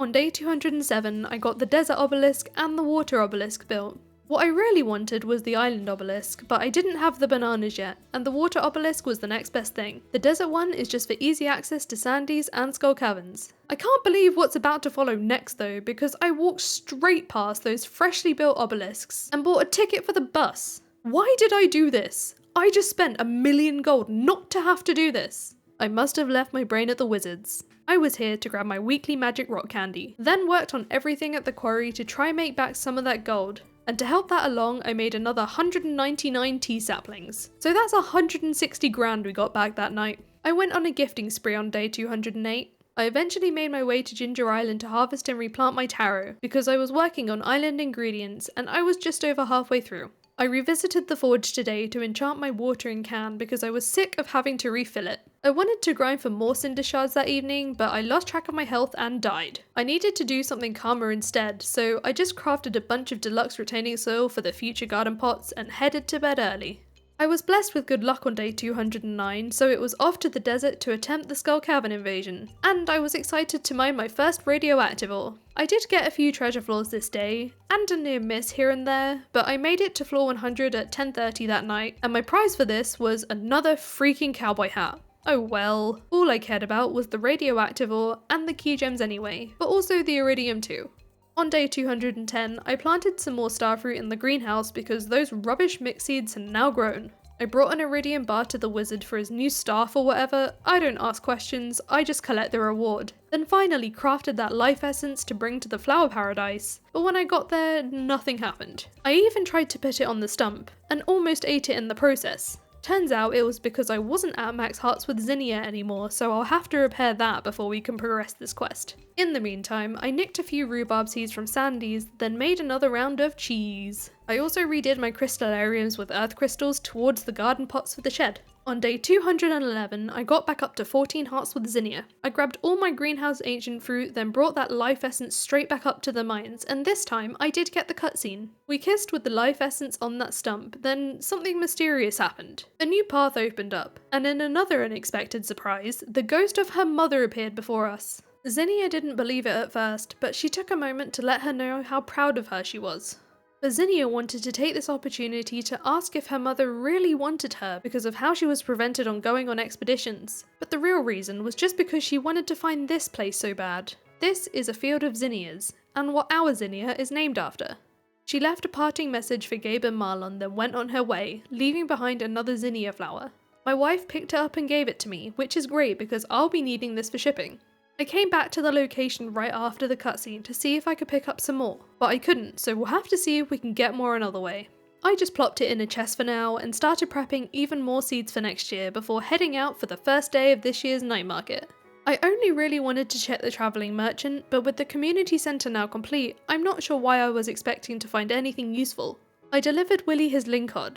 I didn't catch a new one, I just plucked one from my chest to avoid the fishing, but then I accepted the tropical fish special request immediately after. On day 212, Pierre was on my doorstep to tell me he'll now be selling zinnia seeds. Of course, we won't be buying any from him, but Zinnia wanted us to be able to grow some zinnias of our own, so I put the one I kept in the seed maker and planted those in the greenhouse. I then warped to Ginger Island to start on the tropical fish quest, but when I got there I realised I forgot my fishing rod. I was happy to see that the 4 Precious Stones key quest was offered again because I brought 4 prizzies with me with that hope. I used the key gems to purchase Pierre's missing stock list because I was curious if that meant I could steal more varieties of seeds throughout the various seasons. I also bought the hyperspeed grow recipe in case I need it for anything. I collected everything at the dig site, then brought Pierre his stock list. We'll test this sometime soon, but for now, I returned to the island with my fishing rod because I wanted all the fishing over with. I made some good progress tonight, but I didn't get it finished. So once I bought the banana pudding recipe from the island trader, I resumed the fishing the next day. And in a funny turn of events, I panned up another lucky ring. It took me all day to get the discus I needed, but I did also get the last journal scrap, so I could get the ostrich egg and the last diggable golden walnut. Before leaving the island for the day, I combined the new lucky ring with my iridium band for that little bit of extra luck, and then checked on the night market on my way home, buying all 5 seafoam pudding on offer, just in case. On day 214, I collected the gold reward for the tropical fish quest I forgot about yesterday, then got to collect the fish tank from the mail. I put the tank in an empty room of the house, then tended to my auto grabbers, and it was a good thing I did because this made me realise the silo was empty. I dealt with the machines at the quarry and traded for that weekly magic rock candy, before selling off some excess weapons and rings to make space in my chests. This also freed a bit of space in my backpack to test shoplifting from Pierre's now that he had his missing stock list, and it works! We can now steal seeds from any season. On day 215, I made some more garden pots and started placing them in my shed. This did remind me that I'll need to upgrade it at some point. Some of the forest trees had regrown, so I cut them down before rescuing a lonely speedgrow from Pierre's. The rest of this day was for decimating every tree I could find, which meant I could come home with almost a stack of wood. On day 216, I started planting and fertilizing some trees on the farm for even more wood and sap. Some of this was to replace the materials needed to upgrade the shed. When I highlighted the shed for upgrade, it revealed a meteor which had been sat behind it for God knows how long, but I'll take the bonus iridium. My first zinnia flower had grown, so I picked it to cover off for shipping. Then I spent the rest of the day showering the town in gifts. After the sun had set, I shipped the remaining taro I needed for island ingredients, and I deforested Ginger Island too. On day 217, I received the solar panel recipe in the mail. Not that I've been needing any batteries. We're about to enter the last week of the year, so I crafted some fiber seeds so I could at least get some of the sprinklers ready for spring. I had nowhere near enough though because I had previously used up almost all of my mix seeds trying to roll for wheat in the greenhouse. I shouldn't have bothered with Sandy's today because all I could find was some cactus seeds. It was over to the quarry that afternoon to make more jelly and sell anything else that was ready. Then the start of this new gifting week had me working on those friendships again, and today we reached 10 hearts with Krobus. Back on the farm that evening, I was putting winter roots into seed makers. I'll be using these to hold as many more sprinkler spots as I could, because these winter seeds will not grow in time now and I don't want to have a stressful spring the first. On day 218, I took the boat to Ginger Island to pick up the new week's key quest. I opted for the Prismatic Grange because I outright refused to do Key's cuisine, although I was worried about if I would even have enough items to fulfill this one too. I wasn't gonna leave the island without leaving Leo a gift. Then, having run out of iridium for now, I began smelting gold instead. I delivered Gus's mail-ordered coconut, then managed to make a few more seeds for sprinkler prep. This then made me realise that the obelisks will block the view of my crops, so I gave them a slightly better spot by the water. I also forgot about my ancient fruit till the evening, so I'll have to remember to come in here every Monday to harvest it. I burgled seeds from Pierre's on my way out to check out the town board. I accepted Robin's resource rush just in case, but spoiler alert, since I recently decimated every single tree, this wasn't going to be possible. On day 219, I added some more garden pots to my newly extended shed. The roadblock I was facing was the amount of sap I needed to craft these pots, so that's what these growing trees will be for. To pass time whilst waiting for these, I resorted to coal farming again. We will always need more coal, and that evening I came out with over 100 of the stuff. Pierre was on Ginger Island today, so it was extra easy to steal from him. Then I came home to clear out my slime hutch, which was much easier now I possessed the slime charmer ring. On day 220 I harvested my starfruit. Some of these went to more seeds, and some went into crafting life essences. I wanted to make those new slime recipes today, so one fire slime soul and one frozen slime soul later, I could craft the true slime energy. Each of these items has their own buffs, but the slime energy is such a pain to craft, so I'm just gonna store this one in a chest. I reached full friendship with Vincent, then took one of those freshly grown starfruits to Kent since he asked for one back in summer. Bit late for an anniversary gift now, I guess. I took some time to gather the items I'll need for Key's Prismatic Grange, and dropped everything off that afternoon because I was ready for those key gems. I was gonna buy some crafting recipes, but for some reason I decided against it today. Instead, I took my first banana to present to the gorilla who, because of the randomizer, ended up being invisible. Still got the walnuts though, but a pretty confusing experience. When I went to see Leo, we gave each other a fright. I just squawked at him because I thought that's what he'd want to hear. But with that out of the way, I headed into the volcano to try and chip away at magma sprite kills. On day 221, I was excited about a morning of tree destruction. That was until it was time for the Feast of the Winter Star. My secret friend this year was Lewis, which obviously he already knew, but I got him a hot pepper even though our friendship was already full. My gift giver this year was Haley, and she got me a beer. I hate beer. Day 222 was a good luck day, and I couldn't wait to get back into Skull Caverns. I actually bothered killing the dinos, which meant I hit the Monster Slayer goal that day. Again, here's the quickfire loot from every treasure floor I hit. As you can see, not much good, but I did get another buttload of iridium. I started smelting it all on day 223, and whilst I was there, I could start on a new batch of ancient fruit wine. Wine day is a perfect day to make a bunch more kegs and ramp up that production. The quarry is filling up slowly but surely. Back on the farm, I started on a new path to those obelisks, extending it further for the future ones. I then gave the animals all the pets. I snuck over to Pierre's counter that evening, but wasn't too impressed with what I could grab. But what did impress me was the 170,000 gold we made that night. On day 224, I incubated another duck egg because ducks are amazing and I want an army of them. I put the deluxe retaining soil in the pots in the shed because we'd gone the whole winter without growing anything in there.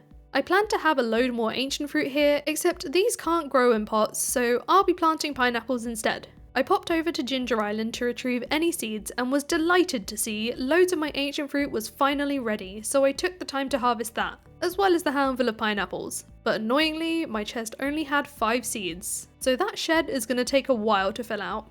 I couldn't leave the island without tracking Leo down with a gift, then I walked back home to turn those pineapples into seeds and get those planted in the shed.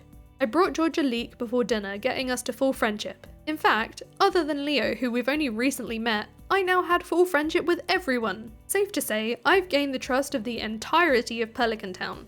For the final shoplift of the year in the video, Pierre carelessly left a whole bunch of stuff. His loss is my gain.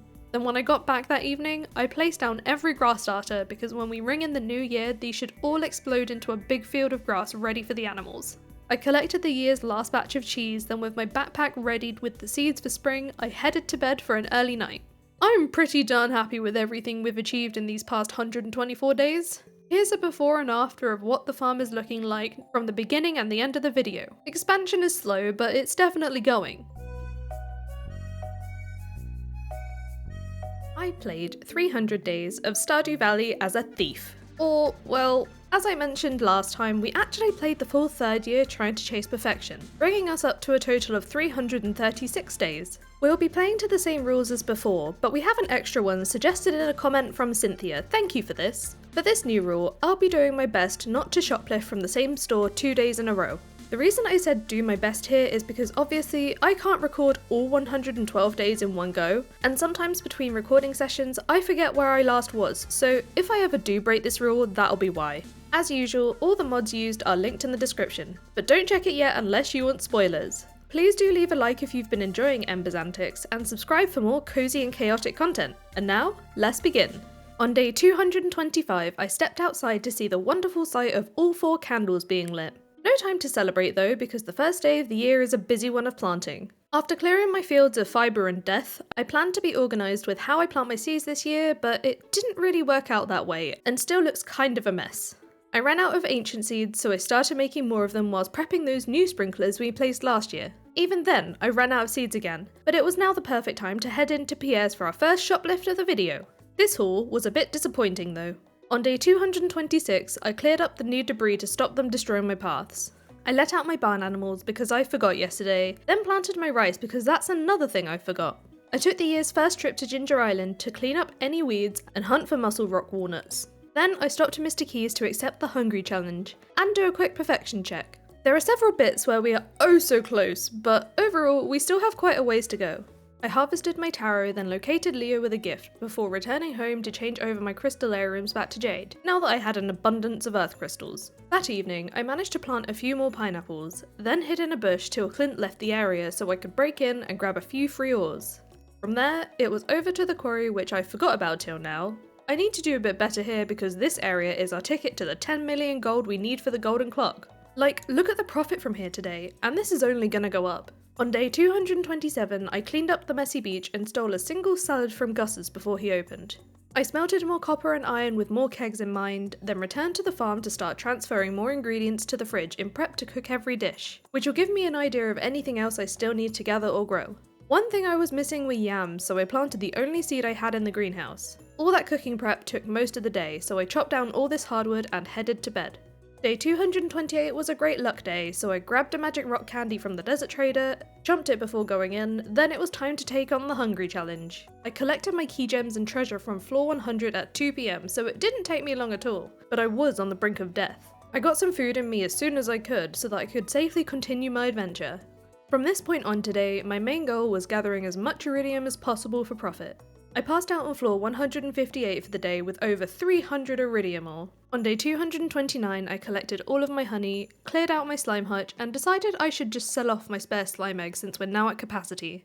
I popped to Ginger Island to grab some bananas when I noticed that a lot of the ancient fruit was ready. I started harvesting it, then decided to hold off on the rest until Monday when the greenhouse will also be done, because I like to keep certain tasks to be done on the same days of the week. Sandy is out of the shop on Fridays, so I took the opportunity to nick some stuff before adding 16 kegs to the quarry and dealing with wine day duties.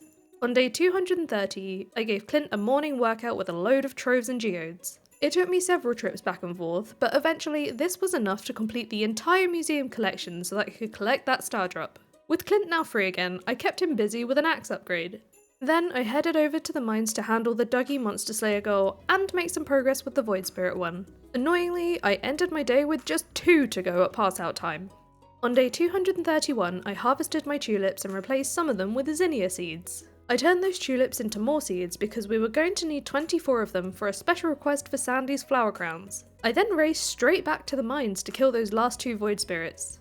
I collected my rewards from Gil and sold off any spare weapons whilst I was there. A new duckling hatched today, and the randomised name we went with was Mine.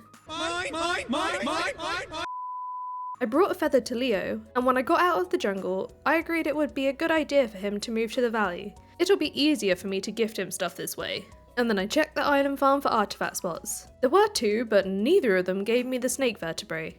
This evening was spent in the volcano working on my last monster slayer goal, as I still had a lot of magma sprites to kill. On day 232, I harvested all of my ancient fruit and turned any pineapples back into seeds to plant in the shed.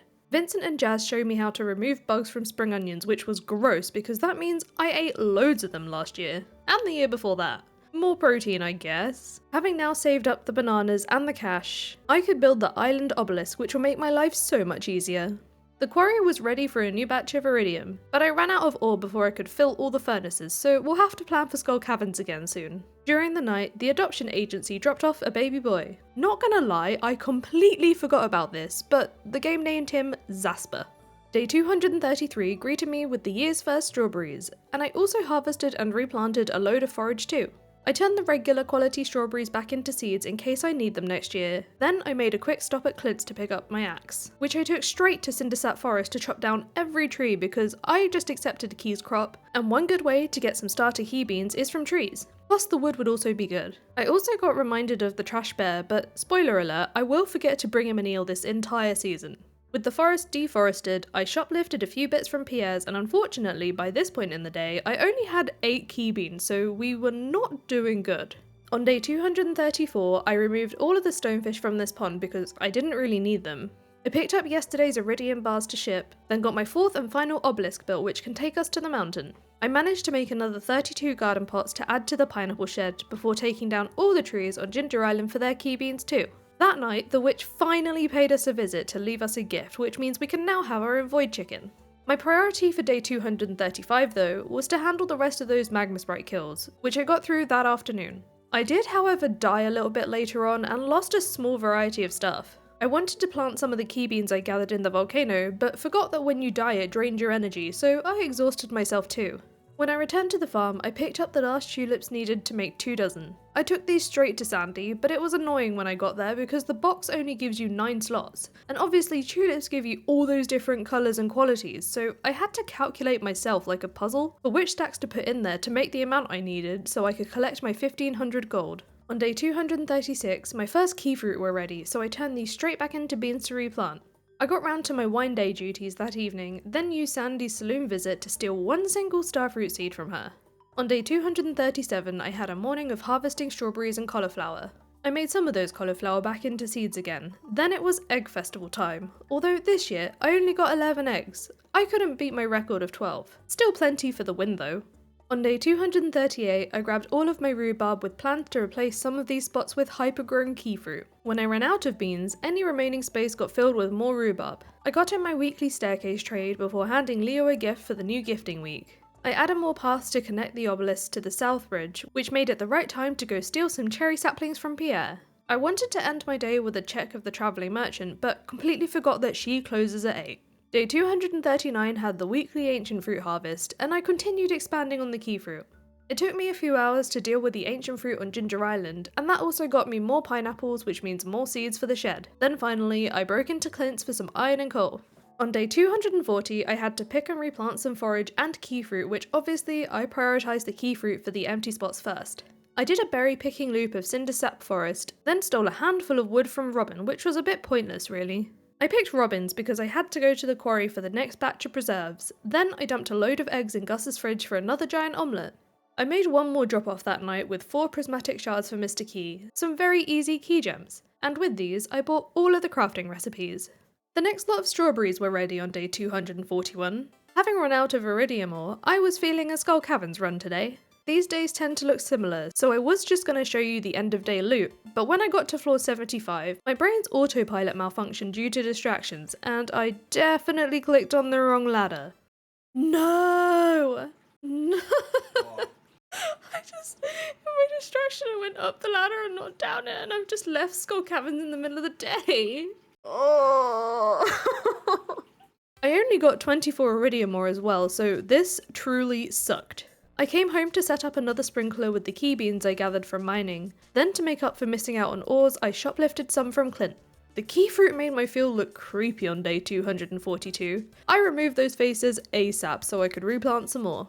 I grabbed my weekly magic rock candy from the desert trader before starting to prep some seeds for summer.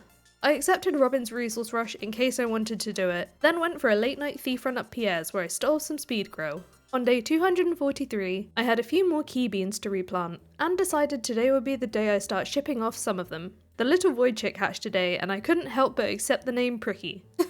You're gonna do great here.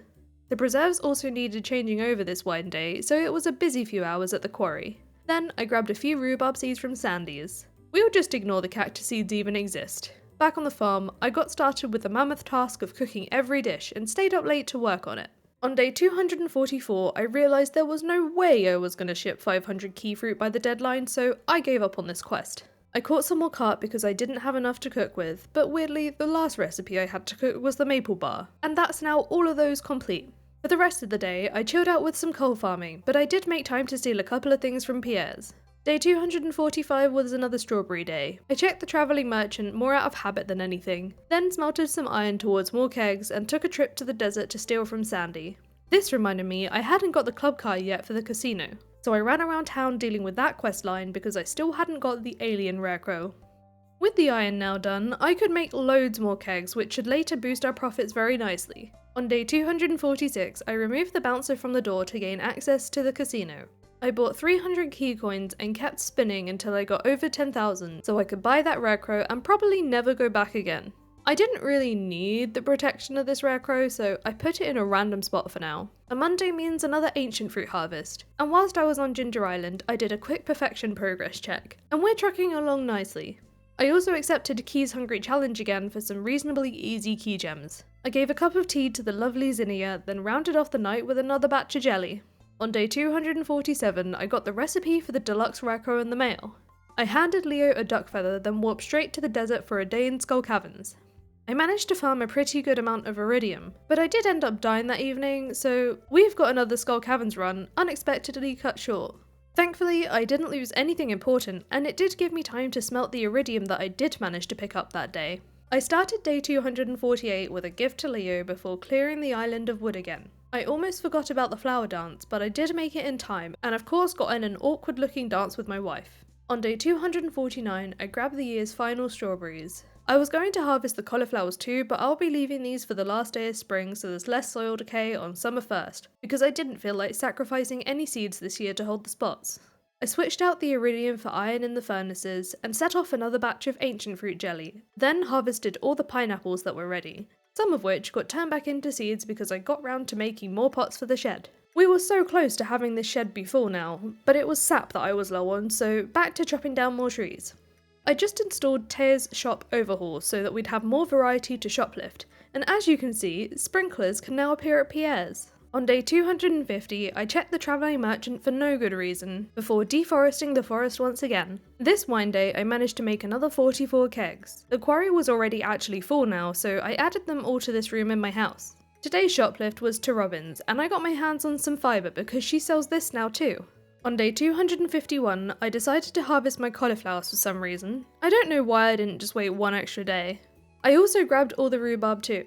With all that smelting I was doing, I ran out of coal again, so I spritzed some monster musk for a day of coal farming. Except I barely found any dust sprays for ages. Was my monster musk not stinky enough? I don't know, but by the end of the day it got better, and I managed to come away with about 160 coal. I was hoping to shoplift more from Clint's, but all I got was some geodes. On day 252, I grabbed the iridium duck feathers from the coop because it's a new gifting week. After getting in another round of jelly, I visited Leo on Ginger Island with a duck feather because he was the last friendship I needed to work on. I grabbed the wheat staircases from the desert trader, and then stole some seeds and speed grow from Pierre's, including the wheat we've been waiting so long for. So I planted it with some deluxe speed grow on the island so we can get those walnuts from the creepy frog in a few days.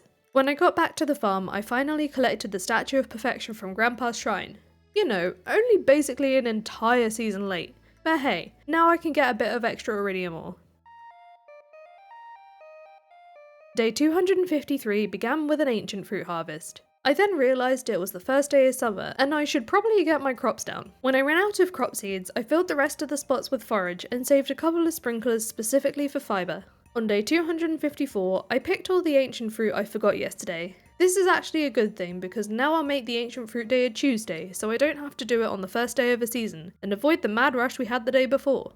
I got 49 more kegs made, so I spread those around my house ready for the next wine day on Friday, then cleaned up the new season's debris from around the farm. With Robin at the exercise class, I could shoplift some materials from her, and accepted a crop order from Lewis for 100 tomatoes, even if I wasn't sure whether or not I could do it. I did save a few tomatoes from last year, so I turned them into seeds and planted whatever I got. On day 255, I chopped some of my mahogany trees because I felt like I had too many. I gave my wife a cup of tea while she was staring at a wall, and then got the last 5 pots made to fill out the shed. Now all I need are 4 more pineapple seeds to call this project complete. I cleared out the auto grabber so that I could ship a void egg, and got processing the rest of the animal products into mayo and cheese. It was time for another batch of ancient fruit jelly on day 256, followed by another day of coal farming. Day 257 was supposed to be a wine day, but it was also a max luck day, so I went to Skull Caverns instead, because I was after loads of iridium, and here's all the loot I woke up with the next morning, so that wasn't bad at all. Once I tidied up my backpack, I popped to Ginger Island to see my wheat and garlic had grown, so it was time to retrieve the walnuts from the frog. I then got started with smelting yesterday's iridium, and of course dealt with our new wine day. I also managed to cram in another 30 kegs in the house to accelerate our way to the golden clock. I planted some oak trees because I'd used all the wood, and fertilised them all so I didn't have to wait for the random growth, and for today's shoplift, I grabbed a random assortment of stuff from Pierre's. On day 259, I gave one last duck feather to Leo, and got him up to 10 hearts. That's now all friendships complete. This is how close we are to perfection. The crafting is the main thing, but I was really worried about the last of the golden walnuts because I'm 2 stupid snake spines away. I started a new load of mayo and shipped off some jelly and iridium before checking out the Adventurer Guild's stock. I wasn't going to buy anything, I just wanted to see what the mod added, and there seemed to be a few artifacts added as well as some slime eggs. I think these are modded anyway. I don't actually shop here much, even in a normal playthrough, so I guess I wouldn't know. Then when I got home, I planted a new set of radishes. On day 260, I picked and replanted all of the summer forage, as well as turning over another batch of fibre. I did a lap of the west of Ginger Island on the hunt for artifact spots, but didn't find any today, and whilst I was there, I accepted Danger in the Deep because I'd not actually done it yet on this save. Being a great luck day, I got started that afternoon, making it down a whole 30 floors before calling it a night. The following day was another max luck day, but first I had to deal with all the ancient fruit. Once I got that sorted, it was back to the mines to make more progress, and that night I passed out on floor 65. As you can probably guess, day 262 was another day of mining, but this time I made it all the way down to the bottom. With a bit of time left this night, I could get in another batch of jelly. Day 263 was the luau, so I dropped in yet another purple mushroom for an easy win. On day 264, I got my first snake vertebrae. Finally. Just one more of these to go, and that's the whole of Professor Snail's tent complete. I harvested all of my pineapples, which meant I could get those last few seeds in. So now the shed is officially full. I cleared out the slime hutch and set off a new batch of wine as this one had just finished, meaning we made 850 grand for the night. On day 265, I was greeted by the sight of all these melons.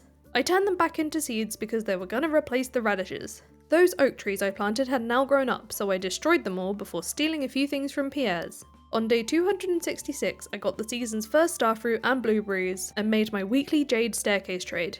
I waited for Sandy to vacate her premises so I could steal some seeds from her, then chopped down all the trees whilst I was there. That wood went towards making 69 teas saplings, at which point I ran out of fibre. I visited the mine shrine so I could change to the harder mine so I can gather radioactive ore whenever I like. Then my evening was spent scavenging any fibre I could find in Cindersap Forest. I had plenty of crops and forage to deal with on day 267. This time, the empty spots got filled with fibre seeds because I was desperate for the stuff. Marnie had sent me some hay in the mail, and when I went to put it in the silo, I noticed my animal field was being invaded by aliens. How dare! I kept it prisoner in my house instead. What's the worst that could happen? A lot of the forest trees had grown back, so it was time to chop them all down. And on that trip, I was reminded about the trash bear, so I handed them a spiceberry and got the cart ready for another day. Day 268 was an ancient fruit day, which included a disappointing artifact spot. When I finished late that morning, I made another 66 tea saplings to sell, then stole some hardwood fences and tree fertilizers from Robin. I gave that carp to the trash bear, as well as a seafoam pudding, and finally a tortilla so that they would clean up the sewer area for us. On day 269, I took a risky shoplift from Pierre for some quality sprinklers and sugar. Even though it wasn't the best of luck days, I still wanted to attempt hunting for radioactive ore for the day, and any coal I would get would be a bonus. I was also there to handle the cave patrol quest for Clint, but by the time I wanted to leave, I only found 4 bits of radioactive ore. Day 270 started with a small harvest, and grabbing myself another magic rock candy from the desert trader. I checked Ginger Island for artifact spots, but couldn't find a single one, then ran to the forge in the volcano to try and get the master enchantment on my fishing rod, which I actually got first try. Between this and a seafoam pudding, this boosted my fishing level enough to reach for fishing by the sewer, so now I could get the Iridium Crowbar statue. Something I don't think I've ever got before. I gave it a worthy spot just outside the house. I then clocked onto the mess of trees by the slime hutch, so I took a bit of time to clear those up, then decided that today would be the day I start handling all the crafting. I forgot that I shoplifted from Pierre's the day before, so I went and did it again for that night. On day 271, I made another 26 kegs for this wine day, which I placed in the quarry cave. I got the new batch of wine going before stealing some geodes from Clint as he doesn't work on Fridays. I came home to my shed to pick the pineapples, then went on another hunt for artifact spots with no success. Day 272 was a good luck day, so I re-attempted mining for radioactive ore, but for some reason I got bored of that by lunchtime and left. I refocused my energy on crafting for a while, including making those mini obelisks, giving me a shortcut between the house and the south of the farm. I needed fibre, so Robin was the target of today's shoplift, but she only had a single piece. On day 273, I picked up some staircases before taking on the Skull Cavern invasion since it's the last day of the week and a max luck day. I picked up all of the radioactive ore on my way down, reaching floor 100 just after 7 PM that evening. My treasure for that floor was just some farm totems. By the end of the day, I'd gathered some pretty good loot, including 2 galaxy souls. On day 274, I harvested my blueberries and peppers, started smelting yesterday's iridium, then popped over to Ginger Island, not only to look for artifact spots, but also to purchase 1 more galaxy soul from Mr. Key's shop, as well as a deconstructor in case I ever want to use it. I hung out in the volcano to gather a few more cinder shards, which I took to the forge with the galaxy souls to turn my galaxy sword into an infinity blade. I returned to the valley to steal some energy tonics from Harvey, then got in another round of iridium smelting. Overnight, Bubba gave birth to a baby cow, whose name shall be Mocho. Ancient Fruit Day rolled around again on day 275, which means another trip to the island, and this was the day I got the second snake vertebrae. I sprinted straight over to the tent to donate it, which means the last fossil set is now complete. I received the ostrich incubator recipe as a reward, and proudly collected the last few walnuts, which was confirmed by the progress on the perfection tracker. Once I got all of the fruit harvested, I returned to the volcano for more cinder shards because I needed them to craft the ostrich incubator, then got in my daily-ish shoplift at Pierre's this time. On day 276, I took a quick peep at the dwarf to see what he sells. I wasn't going to buy anything, but oh my god, look, they sell prismatic shards. On this great luck day, I hunted for more radioactive ore, gathering 35 of the stuff by nighttime, and on my way home I managed to nick a few bits from Clint's. I did the same again on day 277, but this time with the help of some magic rock candy, giving me a personal record of 87 radioactive ore by the end of the day. Day 278 was a Friday, and Fridays are for winemaking and cramming in as many more kegs as possible. These are truly taking over my house now, and of course, the child gets in the way. As we were nearing the end of the season, I picked out all of the fall crops from my chest and turned them into seeds. The next pineapples were ready on day 279. The melons are ready too, but I'll wait till tomorrow for these. I asked the shrine to change the mines back to the normal mines for tomorrow, so I could slay some skeletons for bone frags. Then got a round of cheese and mayo in. The forest trees had already recovered, so it was time to take care of those again, and I took down most of the ones on Ginger Island too. On day 280, I harvested any remaining summer crops as it was the last day of the season. I didn't get to every Ginger Island tree yesterday, so I chopped down the rest of those. Then remembered that the dig site is packed with bone shards, and I didn't need to change the mines yesterday. I came home to craft that ostrich incubator, which I slapped down in the barn and got that egg going right away. Then I grabbed some staircases from the desert and shoplifted a single rhubarb seed from Sandy's whilst I was there. I rounded off my evening by clearing out a pretty packed slime hutch. With the new season came loads of farming on day 281, and with the fibre being ready, I had the satisfying task of slashing through it all, and I was really excited about how many cranberry seeds I had for this year. By the time I finished watering anything that needed it, it hit evening time, so I carried on with crafting completion, and I didn't have many things to go now. I shoplifted from Willie's today, and he had some magnets and sea urchins. Day 282 began with a relaxing morning of ancient fruit picking. Once that was done, I set off another load of ancient fruit jelly and managed to catch a nearby train passing, which ended up being a massive waste of time because it didn't drop anything at all. I still needed a few more bone frags to craft with, so I grabbed some from the mines. And I thought the thorns ring was going to be my last to craft, but it wasn't. On day 283, I realised one of the items I was missing was the jack-o'-lantern, so I put some hyperspeed grow on a pumpkin because I used all the ones in the chest for seeds. It was a decent luck day and I was enjoying hunting for radioactive ore, so I did that again today, but I only came out with 7 pieces. Rubbish. On day 284, I chopped down some excess farm trees before clearing stuff out of the auto grabbers. I made 180 tea saplings, so I'm looking forward to those profits tonight. Then I sold off some of my saved Ginger Island crops and forage that were just sitting uselessly in a chest. I had some chill time in the saloon that evening, waiting for everyone to leave so I could burgle the place, but all I managed to get was one lonely beer. On day 285, I had wine day duties to tend to. In the afternoon, I managed to score some iridium bars from Clint's, in one of my best shoplifts ever. Then I came home to make more cheese. We made over 1 million gold in a night for the first time that night. And on day 286, I harvested the year's first eggplants and the next round of pineapples. I still had some days before my ostrich egg would hatch, so I challenged myself to see if I could get another one before my own ostrich could hatch, grow up, and lay one. And the way to do this is searching volcano treasure chests. I had no luck today though. Gus was on the island, so I checked to see if the shop mod added anything, but it didn't. Then I came back to town to steal 15 goat's milk from Marnie's. On day 287, I waited for Sandy to leave for her weekend outing, but was met with disappointment because she'd only left one of those rubbish cactus seeds. I literally binned it before I even left the store. I spent another day searching for an ostrich egg in the volcano, but was once again unsuccessful. This was made slightly better by some homemade spaghetti from my wife. Not sure how fresh it was, but it tasted great all the same. I was happy to find a whole load of cranberries on day 288. These all went straight in the shipping bin because I'm only processing ancient fruit at this point. We had some good luck today, so let's head to Skull Caverns. The main focus today was once again iridium ore, since we were inching closer and closer to that golden clock. Here's the review of the loot we woke up with the next morning. Almost 600 iridium ore. I'm pretty darn pleased with that.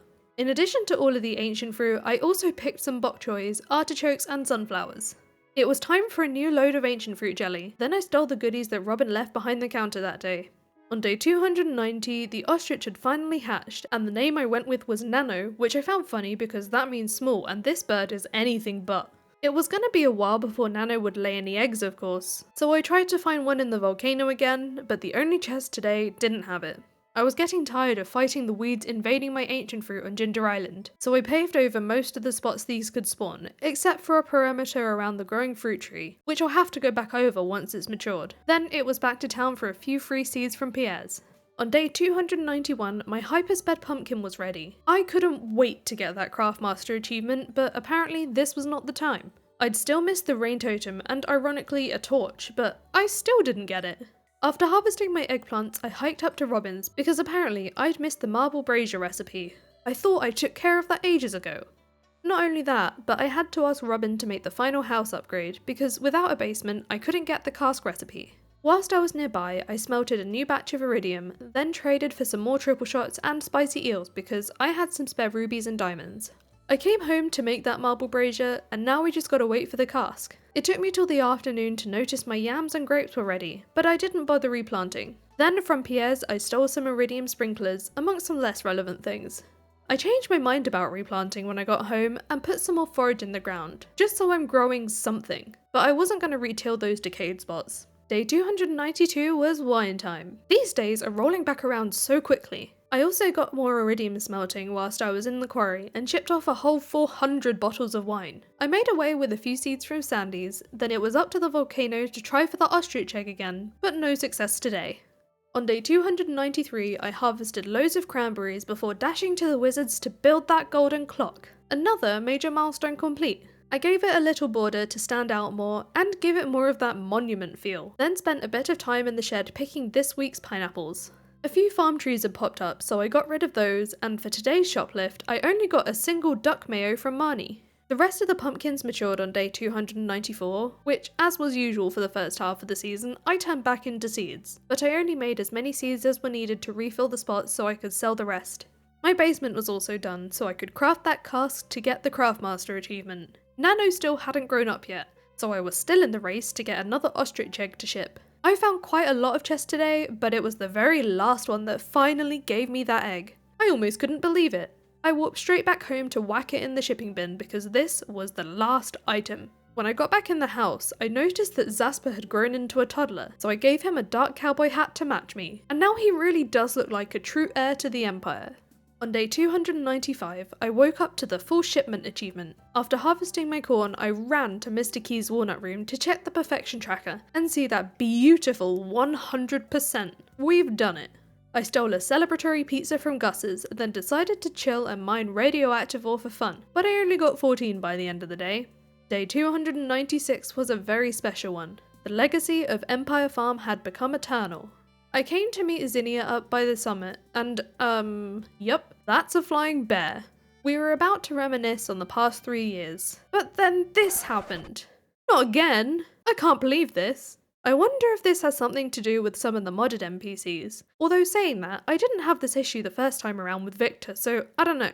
This challenge had been ridiculously fun. We reached perfection without shopping from the main stores and only shoplifting from them. With help from the travelling merchant, of course, we can't forget her. This video isn't over yet though. I've promised you a full year 3, and on that, I will deliver. Now that perfection is achieved, I won't be adhering to the no buying rule anymore. We've already proven to our grandpa that we can do it, and now that we've also shown we can gain the trust of the entire community, we don't have to hide the evil within anymore. You'll see what that means very soon. When I came back to the farm that morning, it was business as usual, as we still have the ancient fruit harvest to deal with. It was also the Stardew Valley fair today, so I couldn't help but bring items for the Grange display so I could remind the town who's boss here. It's me, Ember. I am boss. I used some of my winnings to buy a fedora, but I didn't really like how it looked, so I'll be sticking with the dark cowboy hat. On day 297, I picked and replanted my sunflowers, then popped up to the Adventurers Guild to buy another master slingshot because I really couldn't find mine anywhere. This day was mainly for going around town and handing out the stolen bouquets I'd been saving up to every bachelor and bachelorette. When I went to give one to Sebastian, I accidentally gave him a blackberry first. When I was on Ginger Island, I collected the statue of true perfection for daily prizzies. Then it was back to the Adventurers Guild to give Gabriel a bouquet right in front of Zinnia. She seemed very zoned out, I don't think she noticed. I had a few too many bouquets, so I shipped the rest, then gave the statue a new home in front of my house. That evening, a new void chicken hatched, and I stuck with the name Beb because it did make me giggle. Speaking of chickens, I also went for a quick visit to Shane to unlock those secret blue chickens. Day 298 began with another cranberry harvest. I used this day to give love gifts to all my new dates because I wanted to get all of them up to 10 hearts. With all of the gifting done, I realised I forgot to harvest and replant all the fall forage, so I dealt with all of that, being careful not to accidentally pick the fairy roses. And today's shoplifting target was Robin, except all I got was some acorns. Day 299 was for wine day duties, and even more gifting featuring this cursed moment. I bumped into Leah in the forest who knew I'd be passing through today and set up a surprise lunch. Annoyingly, we were rudely interrupted by Leah's ex Cal, so I decided to show her the business end of my fist. Cal shouldn't be bothering us anymore. I made some really good progress with gaining hearts with all the dates today, so they should all be reaching 10 soon. On day 300, Elliot asked me to meet him at the docks, and I found him with his little boat, so we took a morning trip together to a random spot in the ocean. There was definitely quite a moment which did make me feel weird, and he noticed I was trembling, so I decided to lie and say that I was happy. I fooled him. Back on the shore, I decided to buy the furniture catalogue from Robin, so I could pick out any furniture I wanted, and also took a minute to browse her new wares. I am definitely a fan of her new expanded stock. I added a couple of benches to the golden clock, so we have a rich place to ponder life. And that's pretty much the extent of farm furniture because Ember is all about profit. None of that aesthetic rubbish. I ended up filling up most of the blank space with even more iridium sprinklers so that in future there would be more space for even more crops. But the shape of this farm was very unhelpful for this. Day 301 was a great luck day, so I get up for Skull Caverns. This run was just for fun really, because this loot goblin loves searching for treasure floors, but I did also want to grab another load of iridium to see how much money this farm can make by the end of the year. Here's all the loot I woke up with the next morning. Look at all that iridium ore, and also an auto better, but that's whatever. When I went out to give gifts to all the dates, I scored myself a garbage hat. The town will soon see that Ember is a trash person. She doesn't need a hat to show this. Haley showed me her dark room today, and I was always curious about what was behind her secret door. I offered to help decorate the place, but she seemed to get mad at me for it. Can't imagine why. When I got back to the farm, Gabriel was waiting for me to tell me he had something special for us planned, and I should meet him at the bus stop between 5 and 8. I passed the afternoon with even more gifting so I could find out about Gabriel's plans. We got the bus to this beautiful location with some awkwardly floating birds. Over a lovely sunset dinner, Gabriel confessed he was in love with me. I totally lied because I was enjoying the food and I didn't want to make things awkward just yet. I suppose I'll have to kiss him too. When we got back, Pam asked if we were getting married. Does she not remember I'm already married? Oh god, I hope she doesn't gossip.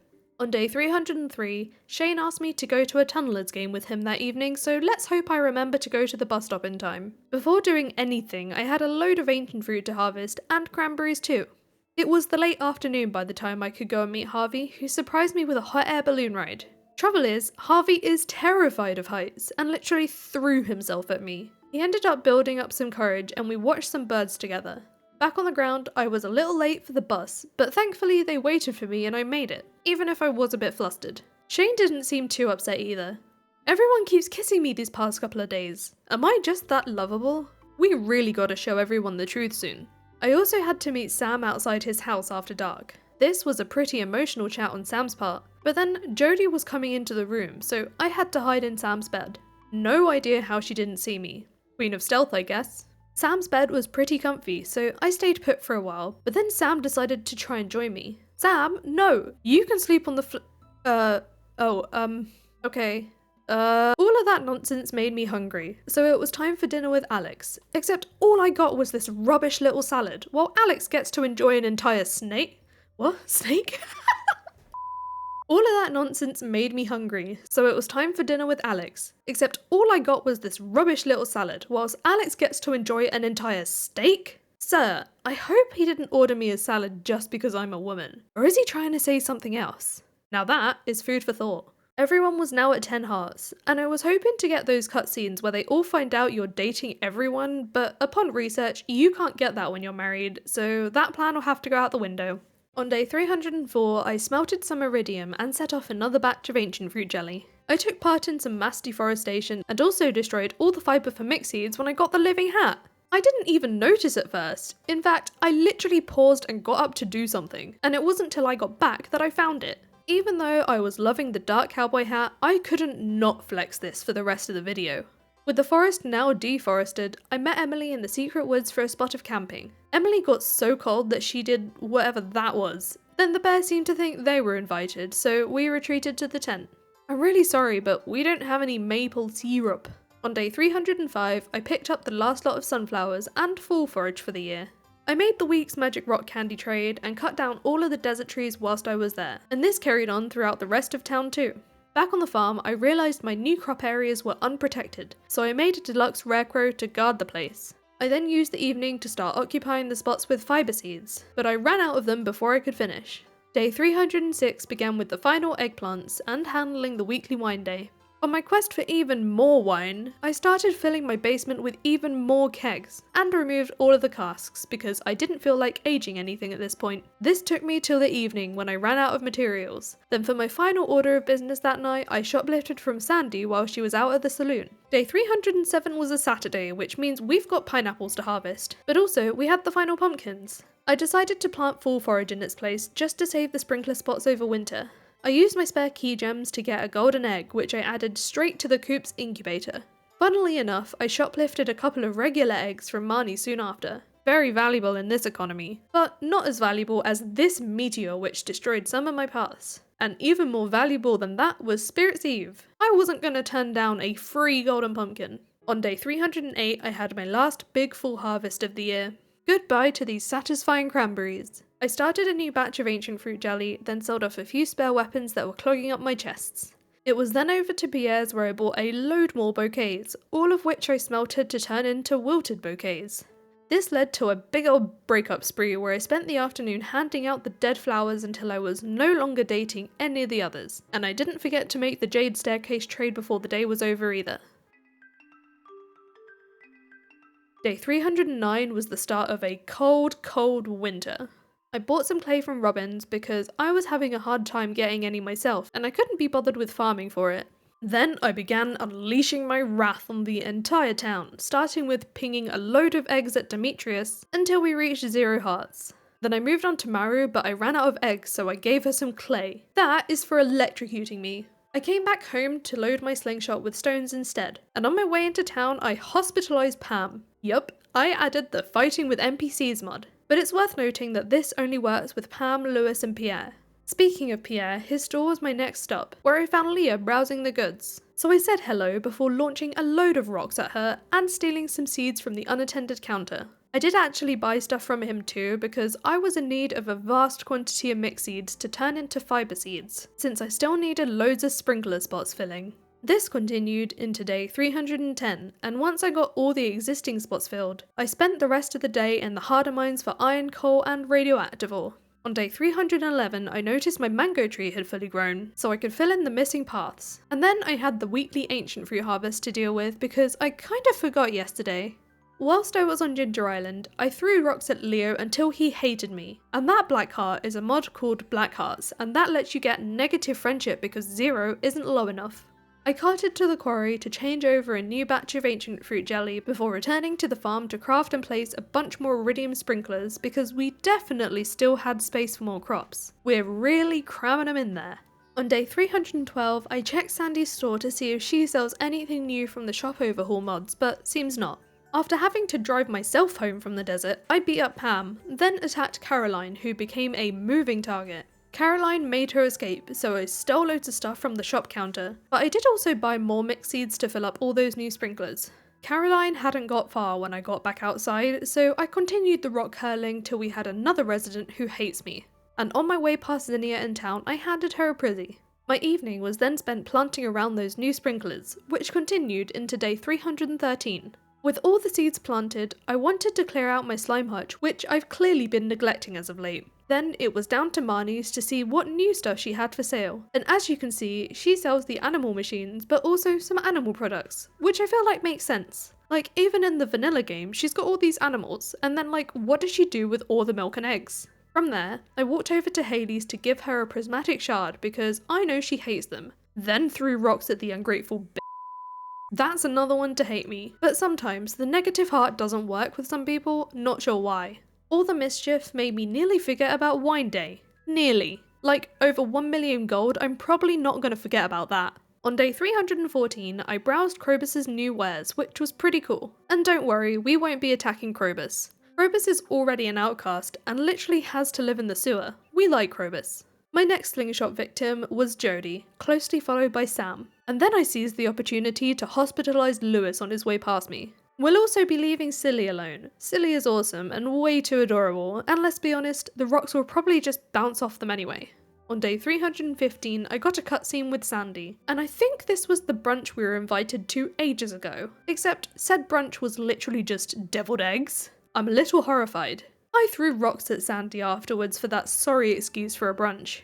When I checked the coop that afternoon, I found that a golden chicken had hatched, and as per our new tradition starting in the last series, this one will be called Michael, our ultimate chicken. It was then time to start on my next evil project. Our farm is dedicated to profit and not really decoration, but Ember still wants the farm to be the best looking place in town. So, how do we achieve this? We make the rest of the town look worse, of course, and thus began a mammoth task of paving over the entire town, making it all grey and dull. It took me a couple of hours to do the backwoods, then I started clearing the train station area in prep. Day 316 was the Festival of Ice. I bought literally nothing from the travelling merchant's igloo, then wiped the floor with my fellow fishers and took first place in the fishing competition once again. On day 317, I took on the paving of Cindersap Forest, but very quickly needed to take a break to throw rocks at Jazz because she was in my way. I was nowhere near done with the forest by nighttime, and of course carried on through day 318, though I did take a mid-morning break to sling eggs at Shane. I didn't finish the forest today either, but this time it was because I ran out of stone. On day 319, I harvested my ancient fruit. This harvest day keeps getting later in the week because now I end up being preoccupied with other activities. My afternoon was spent blowing up the mines to try and get more stone, but any coal and radioactive ore will just be a bonus. Day 320 was a wine day. Marnie was my target of choice today, but I very quickly ran out of eggs, so I trekked up to Robin's and managed to just about catch her on her way out. I bit the bullet and spent loads of gold on stone. I still needed Robin's help with stuff like this, so I haven't made her hate me. Then I whizzed off home. Oh yeah, apparently at some point I got the return scepter from Krobus. I don't exactly remember when I did this, but it makes getting around much easier. For the evening, it was back to paving over the forest. I don't know what made me think one stack of stone was enough, because the next morning I ran out again. I intentionally got Marnie to catch me shoplifting to make her mad, then proceeded to buy 25 basic eggs from her shop, specifically to launch at her right after. Whilst I was out of ammo for now, I decided to annoy everyone with a gift of chopped up bugs as a universally hated gift. On day 322, I decided to mix it up a bit with the Skull Caverns day since we had some great luck, and this would be another way to get a decent quantity of stone. I passed out that night with almost a stack of stone, so this day felt like a win. Some of it I loaded into my slingshot on day 323, but the rest went towards more paths, and even then I ran out so fast. Back to Robin's, I guess. Abigail was also visiting here, so I used the opportunity to make her regret this. And Lewis too. This is for making me retrieve your nasty purple shorts. A few more stacks of stone later, I was back to paving, finally finishing up Cindersap Forest that night. You shall now be named Cinderblock, bushes. Yeah.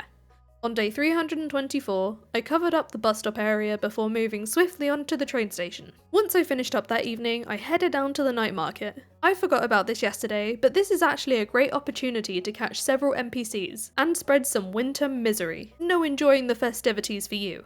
On day 325, I picked the mountain area as my next bit to turn grey. This area took me most of the day, including cutting down all the trees to make sure they don't grow back. This took me nicely up to night market time, where I targeted Evelyn, George, Elliot, and Alex.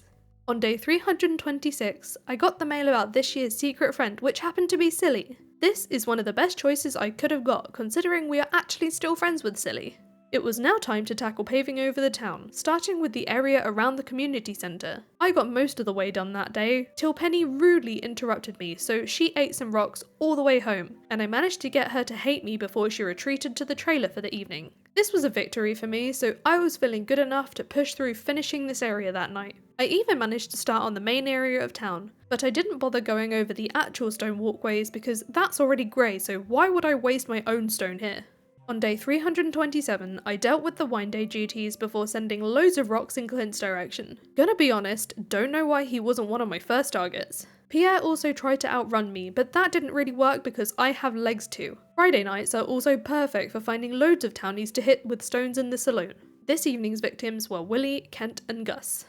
On day 328, I resumed paving over the main part of town, which took me the entire day, but I had to work around Willie, who was very much in my way. So I had to leave that one tile whilst I started on the area across the river. I finished that side around lunchtime on day 329, but then realised I missed this enormous section of the main town square. I took a break from that blunder to annoy Pam and then hospitalise her. This gave me the energy to actually finish the town square that night. On day 330, I turned my attention to the beach. No more lush sands for Pelican Town, just concrete and water. I got done with this by the early afternoon, and that is now the entirety of town covered in grey. I'm not going to do Ginger Island though, because even the evil need a vacation spot. For this ginormous achievement, I treated myself to throwing stones at Pierre and beating him up a little, obviously then using this opportunity to steal some seeds from his counter. On day 331, I added some more lighting to the farm, particularly around the golden clock. I wished Linus a good afternoon on my way to shoplift from Robin right in front of Abigail. Mind your own business. I went to the theatre because I wanted to get stuff from the crane game, but this person was hogging the machine. On the bright side, I had the entire cinema screen to myself. After the showing of the Zuzu City Express, I popped into the saloon just to give Leah some squished bugs for her birthday. On day 332, I spent this Yobamus Eve in Skull Caverns just for fun, and to satisfy the inner loot goblin. I literally found so many treasure floors on this day. Like, out of the 255 floors I got through, 18 of them had chests. So here's all the loot I woke up with on Yobamus morning. Not bad at all. I picked up a jar of jelly from the mines that I'd left there ages ago, and got another round of ancient fruit jelly going. Then it was time for the Feast of the Winter Star. Somehow, they temporarily removed all my hard work. I'm guessing the wizard had a hand in this somehow, but I handed Silly the jar of jelly. A guaranteed loved gift for the lovely little slime. My gift giver this year was Maru. Oh god, is she gonna zap me again? I was a little scared to open the gift, but actually it was the tea set. This was my first time ever getting this in the game at all, and I literally just sat and stared at my screen in disbelief for a minute. This is definitely worth a spot on my dining table. Whoops, not like that. There we go. On day 334, I sat in wait because I needed Robin's services to add the southern room to the house. It was then on to the weekly wine day duties, and when I got to the house kegs, I cleared the entrance to the new room. That night, as a birthday ungift to Clint, I shoplifted from him when he was at the saloon drowning his sorrows. Then I came home to finish filling the basement with kegs. The morning of day 335 was another extra late ancient fruit harvest. The rain felt like a punishment, really. I bought the floor and wallpaper catalogue from Pierre, then shopped with Krobus for a couple of monster fireplaces. To make up for me actually spending money at Pierre's, I did return after he closed to steal some stuff, then returned home to add some lighting around the house because it had been this dark the entire time, though it didn't really add much if I'm honest. On day 336, our final day, I took the morning to decorate the new room, and here is the reveal. Welcome to Ember's lair. What evil playthrough is complete without a lair? Whilst I was in the decorating mood, I changed some of the walls and floors around the house, then added loads of windows to the pineapple shed to make it feel more like a second greenhouse. Pierre was out for the day, so I stole some seeds from him because I was about to buy a buttload of grass starters so they can spread for spring. I came home to place these in some of the void space, saving some of it to go in the animal fields. Then I headed to bed for an early night. Now, I was originally going to do a farm tour, but as we know, most of the farm is really just sprinklers, so as with the previous videos, here is a before and after of how the farm is looking overall, but this time, through the entire series. I took the final screenshot on spring the 1st because I feel like things being all green is a good way to mark the end. I had so much fun with this playthrough. It made me play in ways I haven't really done before, and for me, that's the beauty of playing with mods. Please do like the video if you made it this far, and subscribe if you haven't already. We have a whole bunch of 100 days videos amongst other things on the channel, and there are way more to come in the future. I do also have an IRL channel, so do be sure to check that out in the description if you like that kind of content. Thank you so much to my channel members, and I will see you in the next video. Bye!